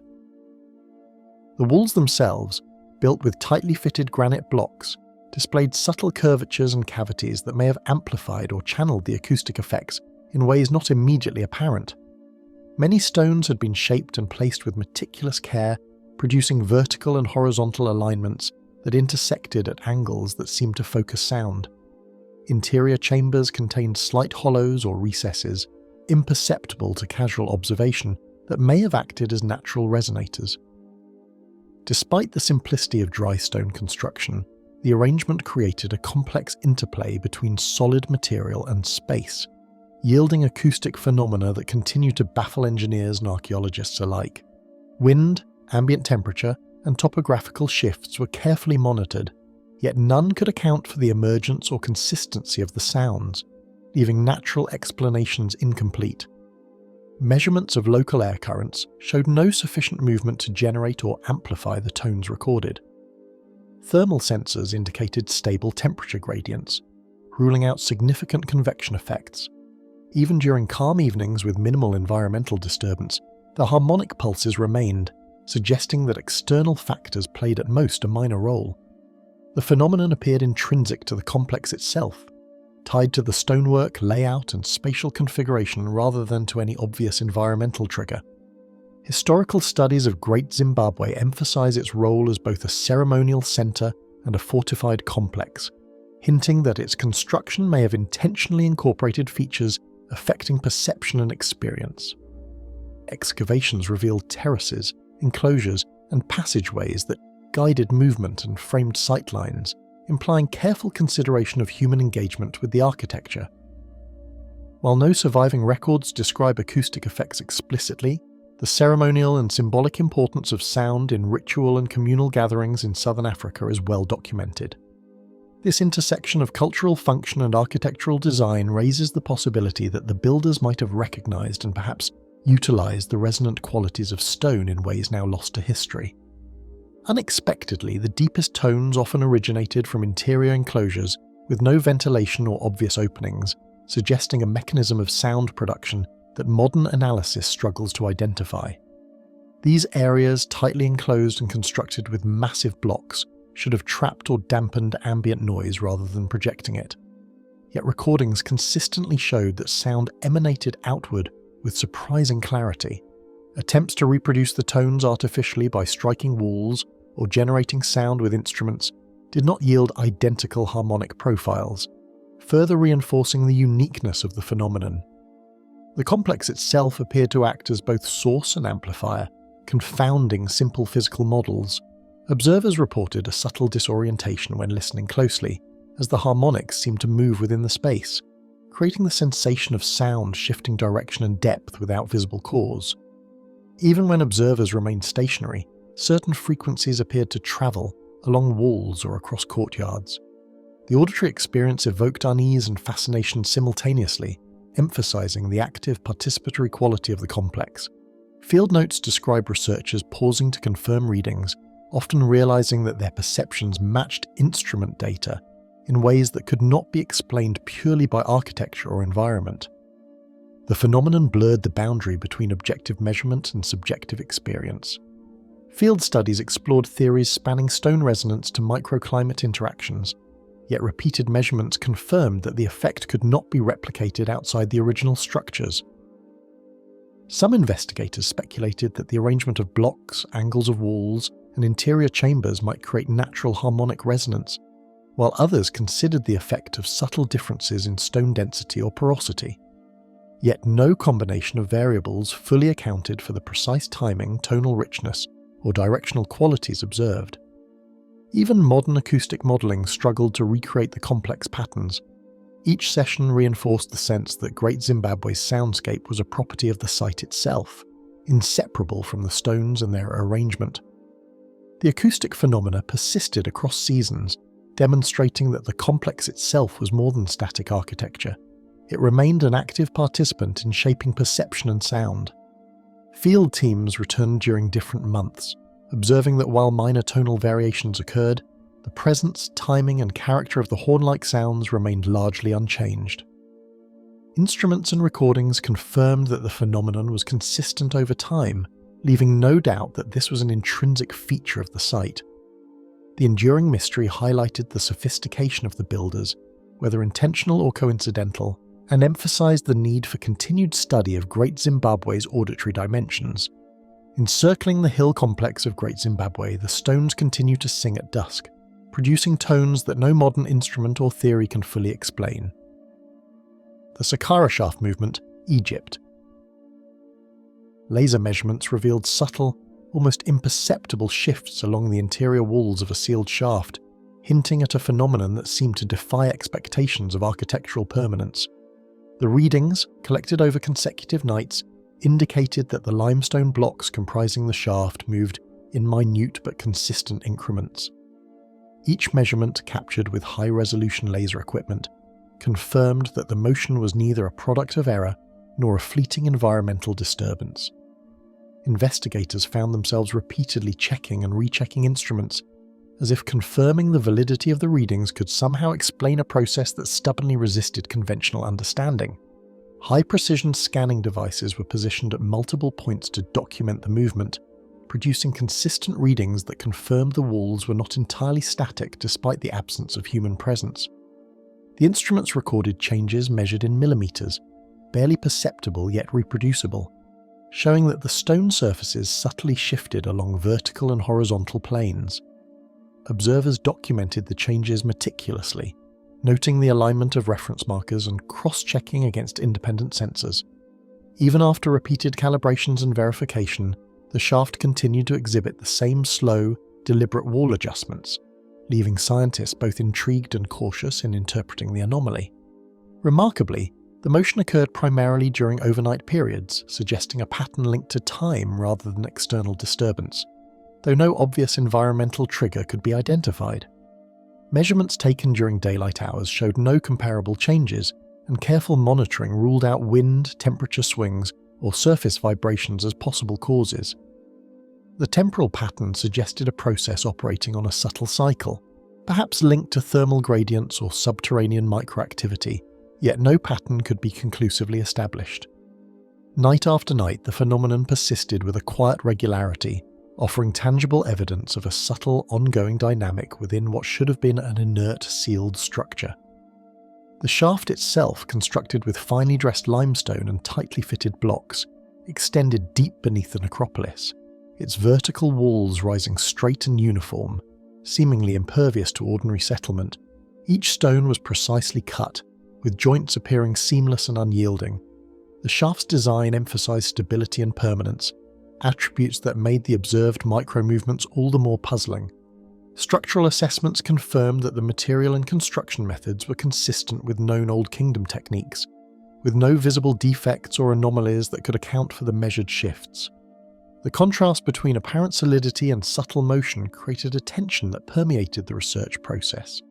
Temperature, humidity, and even minor seismic activity were meticulously monitored, yet none could explain the gradual wall shifts recorded, leaving the phenomenon confined to a puzzle of physical mechanics. sensitive thermal sensors tracked minute changes in air and stone temperature, revealing variations too small to induce the observed displacements. Local seismographs recorded negligible tremors, insufficient to produce any movement in such massive stone blocks. Even atmospheric pressure and soil moisture content were tracked and ruled out as factors. The shaft's movements appeared to occur independently of measurable environmental influence, reinforcing the impression that something intrinsic to the structure itself, or to forces yet unidentified, was at work. Tiny veins of calcite and traces of evaporate minerals emerged within the limestone, formed over centuries of subtle moisture migration. These mineral pathways appeared to coincide with the zones showing the most pronounced nightly shifts, suggesting that even slow chemical processes within the stone might influence its behaviour. Researchers considered that variations in mineral density and microfracturing could amplify minuscule movement under thermal or gravitational stress, providing a physical framework to explain part of the anomaly while still leaving the full mechanism unresolved. Saqqara's subterranean network is rich with historical significance, serving as both a burial site and a ceremonial passage, underscoring the possibility that even these sealed chambers were designed with symbolic or functional intent. The shaft may have connected chambers intended for high-status interments or functioned as part of complex ritual pathways. Hieroglyphic inscriptions and reliefs in surrounding structures reveal meticulous attention to orientation and alignment, suggesting that ancient builders had both technical skill and conceptual sophistication.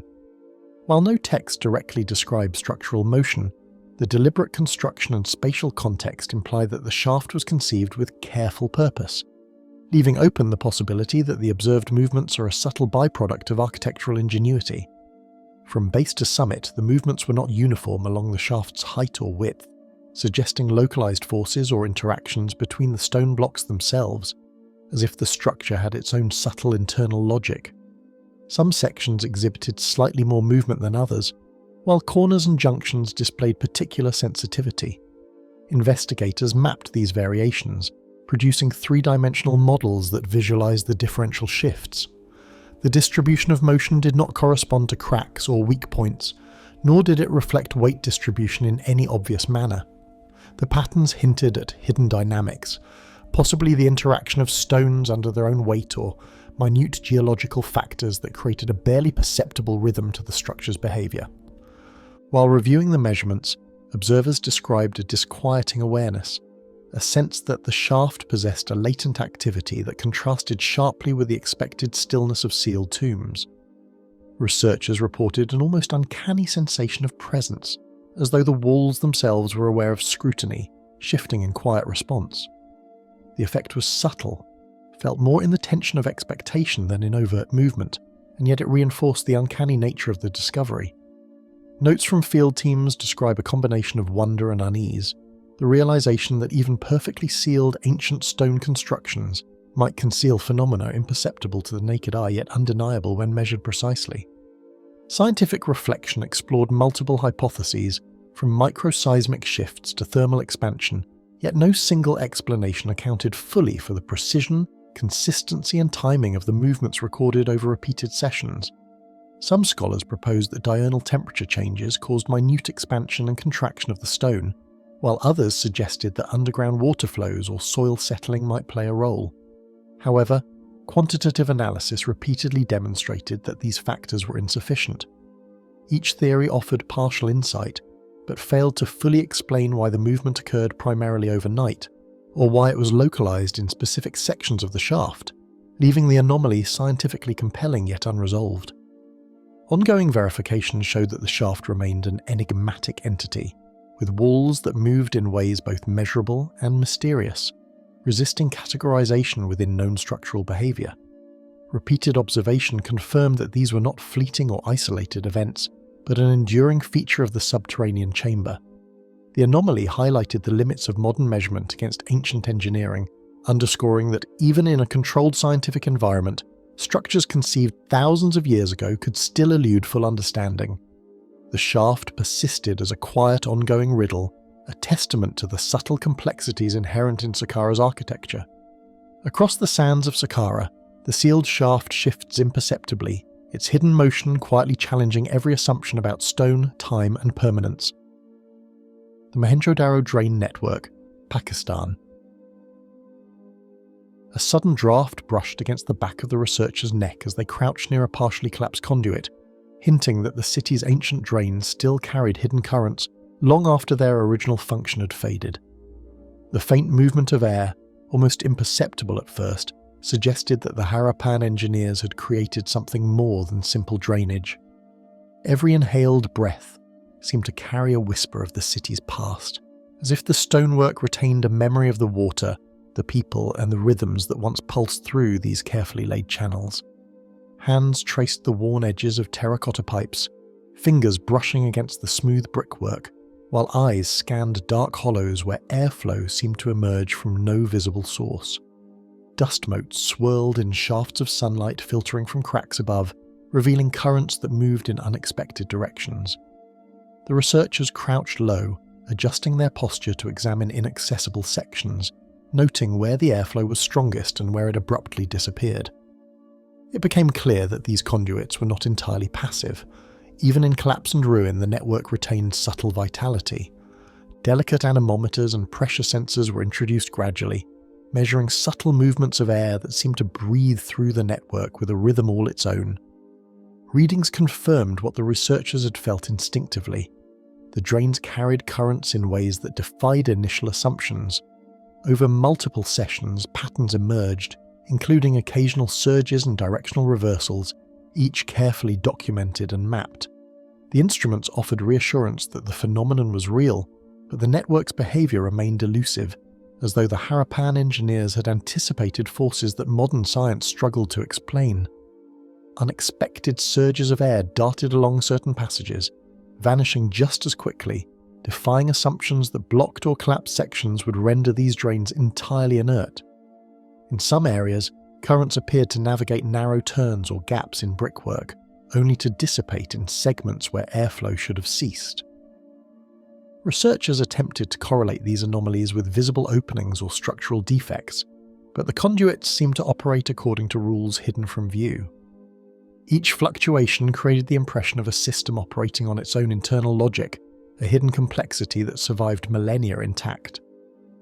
The network's construction revealed layers of baked brickwork, carefully aligned joints and multi-level channels, showing a level of engineering sophistication that suggested more than mere drainage. Sections connected across streets and courtyards, forming a lattice of subterranean passageways that moved water and air with remarkable efficiency. The terracotta pipes, some intricately joined with stepped fittings, appeared designed to maintain flow even when partially blocked. The precision and consistency of this network indicated that the Harappan builders had developed both practical skill and an intuitive understanding of fluid dynamics well ahead of their time. Closer inspection of certain junctions within the drain network revealed precisely carved channels that allowed water to flow in multiple directions simultaneously, an engineering feature rarely observed in other Harappan sites. These bifurcated sections, often concealed beneath overlapping brick layers, may have regulated pressure or redirected flow during monsoon surges, demonstrating a foresight in urban planning that accommodated both function and resilience. Survey teams noted that subtle differences in brick density and curvature at these points corresponded with unexpected airflow patterns, suggesting that the network's design may have inadvertently created a dynamic system of moving air alongside water. Seasonal shifts in groundwater and temperature variations were noted, yet the airflow patterns continued to appear and disappear independently, almost as if the network operated on its own hidden timetable. Even after considering pressure differences caused by changes in humidity or evaporation, the currents persisted in ways that could not be fully explained. Researchers documented these changes night and day across multiple seasons, confirming that the phenomena were neither accidental nor transient. The drains appeared to maintain a subtle vitality, reacting to forces that were at once natural and inexplicably ordered. A creeping sense of awareness made the researchers pause as instruments confirmed readings, a quiet sensation that the drains themselves were subtly alive with movement, imperceptible to the eye. Some noted the eerie sense that the network responded to observation, as though the channels themselves were aware of the scrutiny. The combination of tactile perception, visual cues and precise measurements created a layered understanding of the system. It was at once measurable and mysterious, tangible yet intangible, a conduit for both air and enigma. The channels, integrated into the city's layout, hinted at deliberate urban planning, balancing sanitation, water management, and perhaps unknown symbolic or ritual functions, emphasizing the ingenuity of the Harappan builders. Streets and houses aligned with the drains, suggesting that these conduits played a role in the city's everyday life as well as in its broader design principles. The interplay between architecture and environmental management reflected a sophisticated vision, one in which even unseen forces were accounted for, and where the very act of channeling air or water might have carried unforeseen consequences over centuries. Over weeks of tracking, the phenomena resisted full explanation, leaving the researchers with only partial theories involving thermal currents, underground water, or microstructural effects, none of which accounted for the network's consistency and unpredictability. Each theory illuminated fragments of the behaviour, yet gaps remained. The Harappan engineers' intentions, the materials' interactions, and the network's response to natural forces all combined to form a complex system that eluded complete understanding. The more meticulously the drains were studied, the more apparent it became that they retained a hidden dynamism inaccessible to conventional analysis. Each visit revealed new variations in pressure and airflow, a quiet testimony to the hidden vitality of the subterranean system, suggesting that the city's veins still remembered the movement of life long past. The network functioned as a silent reminder of human ingenuity, but also as a living mystery, demonstrating that even in ruin, ancient cities could maintain forms of activity invisible to the casual observer. Every measurement, every observation reinforced the sense that Mohenjo-daro's drains were neither inert nor forgotten, but quietly persistent in their enigmatic behaviour. Air still weaves through Mohenjo-daro's ancient conduits, carrying mysteries that have never been fully traced or understood. The Avebury Trench Apparitions, England. At the edge of the trench, shapes emerged briefly in the periphery, forming outlines that resisted immediate identification and drew the observer's eyes with quiet insistence. Initial excavations at Avebury had already revealed extensive Neolithic activity, but the appearance of these forms introduced a layer of strangeness that no previous documentation had anticipated. The silhouettes seemed to coalesce from the soil itself, or perhaps from the very air above it, appearing only when sunlight struck at certain angles, yet disappearing when attention was focused directly upon them.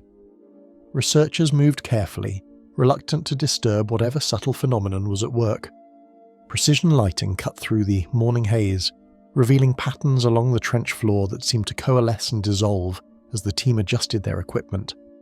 Photographers and surveyors worked methodically, marking grids and angles, attempting to capture the figures at every possible interval. The light revealed faint outlines that suggested human shapes, some appearing seated, others upright, as if paused mid-motion. Shadows from standing stones and nearby tools were considered and ruled out, yet the forms persisted, hinting at something beyond ordinary explanation. Sequential photographs captured ephemeral silhouettes that reappeared consistently in similar locations, yet vanished when anyone attempted to approach or focus directly on them. Over several days, the team noticed patterns emerging. The same spots produced outlines repeatedly, though their clarity varied with the changing light. When the camera lens was trained steadily on one location, the shape would dissolve, as if refusing direct observation. Researchers began to map these occurrences meticulously, attempting to reconcile perception with the documented evidence, yet each attempt deepened the sense of enigma surrounding the trenches. Variations in soil composition and trench depth offered no explanation for the recurring figures, as the outlines appeared both on compacted clay and loose gravel without distinction. Sections previously considered unremarkable became focal points for repeated appearances, suggesting that the phenomenon was not tied to physical properties alone. Even areas recently cleared of debris produced the same fleeting shapes. Investigators began to sense that the landscape itself, its contours, its soil, and the faint residual energies of human activity, played a role in shaping what was observed, though the mechanism remained completely unknown. An almost imperceptible tension settled over the team, a shared awareness that the space itself responded subtly to the presence of human observers moving along the edges. Every footstep, every shift of equipment seemed to coincide with brief distortions in the shapes. Observers reported moments of vertigo or an uneasy sense of being watched, sensations too subjective to measure yet too consistent to dismiss. The trench became a stage where the boundary between observer and observed felt unusually porous, hinting at forces or phenomena not fully captured by conventional archaeological methods. Extensive testing eliminated reflections, shifting sunlight, and equipment interference, leaving only the unaccountable recurrence of forms that seemed deliberately elusive. Filters, shutters, and infrared imaging were employed to ensure no optical illusions could account for the silhouettes. Even under artificial lighting at night, the shapes appeared along the trench walls, confirming that the phenomenon was not simply a trick of the natural environment. Each verification reinforced the mystery, as the apparitions maintained their patterns without conforming to any known physical principle. The distant monoliths of Avebury cast long, silent shadows across the landscape, lending a sense of ancient ritual and continuity to the otherwise inexplicable visual phenomena. The stones had stood for millennia, witnesses to countless human activities, and now seemed to share in the enigma of the trenches. Researchers speculated whether the apparitions were somehow linked to the long history of ceremonies, gatherings, or burials in the area. No definitive connection could be proven, yet the context amplified the sense that the shapes were more than coincidental, hinting at interaction between past and present in subtle, unexplainable ways. Consulting historical records and earlier archaeological surveys of Avebury trenches reveals faint chalk lines, post holes, and buried timber fragments aligned along the same axes where the silhouettes now appear. These features suggest that ancient construction practices or ceremonial layouts may have left subtle impressions in the soil that interact with light and perspective in unusual ways. Researchers documented correlations between these buried patterns and the recurring positions of the apparitions, hinting that the phenomenon could be influenced not only by optical or perceptual factors, but also by the deliberate geometric design embedded in the Neolithic landscape. Across multiple trenches and days, the shapes repeated their appearances with remarkable consistency, suggesting an underlying phenomenon independent of the observer's expectations. When teams shifted focus to new areas or altered the grid, the same forms would manifest again, as if anchored by invisible coordinates rather than human perception alone. This repetition challenged conventional understanding of visual anomalies and demanded careful documentation. Researchers began to treat the apparitions as a form of silent communication, a signal of unknown origin rather than a purely optical effect. Speculations ranged from rare optical effects and subtle atmospheric distortions to the limitations of human perception, yet none of these offered a comprehensive explanation. Some suggested that subtle currents of air or dust could produce fleeting illusions, while others considered neurological or psychological influences under prolonged concentration. Still, the consistency across multiple observers, cameras, and sessions defied simple categorization. Each explanation illuminated fragments of the phenomenon, but the totality of what the team witnessed remained frustratingly beyond reach, fostering both fascination and unease. Even after prolonged observation, the figures persisted in fleeting, almost teasing glimpses, leaving investigators with more questions than answers about their true nature. Every hour spent along the trenches reinforced the notion that the phenomenon was intentional in its elusiveness, resisting documentation even while asserting its presence. Researchers noted the effect lingered beyond the trenches themselves, a subtle awareness that the entire excavation zone was infused with a sense of unaccounted-for activity. This combination of repetition, variability, and imperceptible interaction rendered the Avebury silhouettes an enduring and unresolved mystery. By the trench edges, the apparitions appeared and vanished in silence, suggesting a presence that remained always just beyond understanding.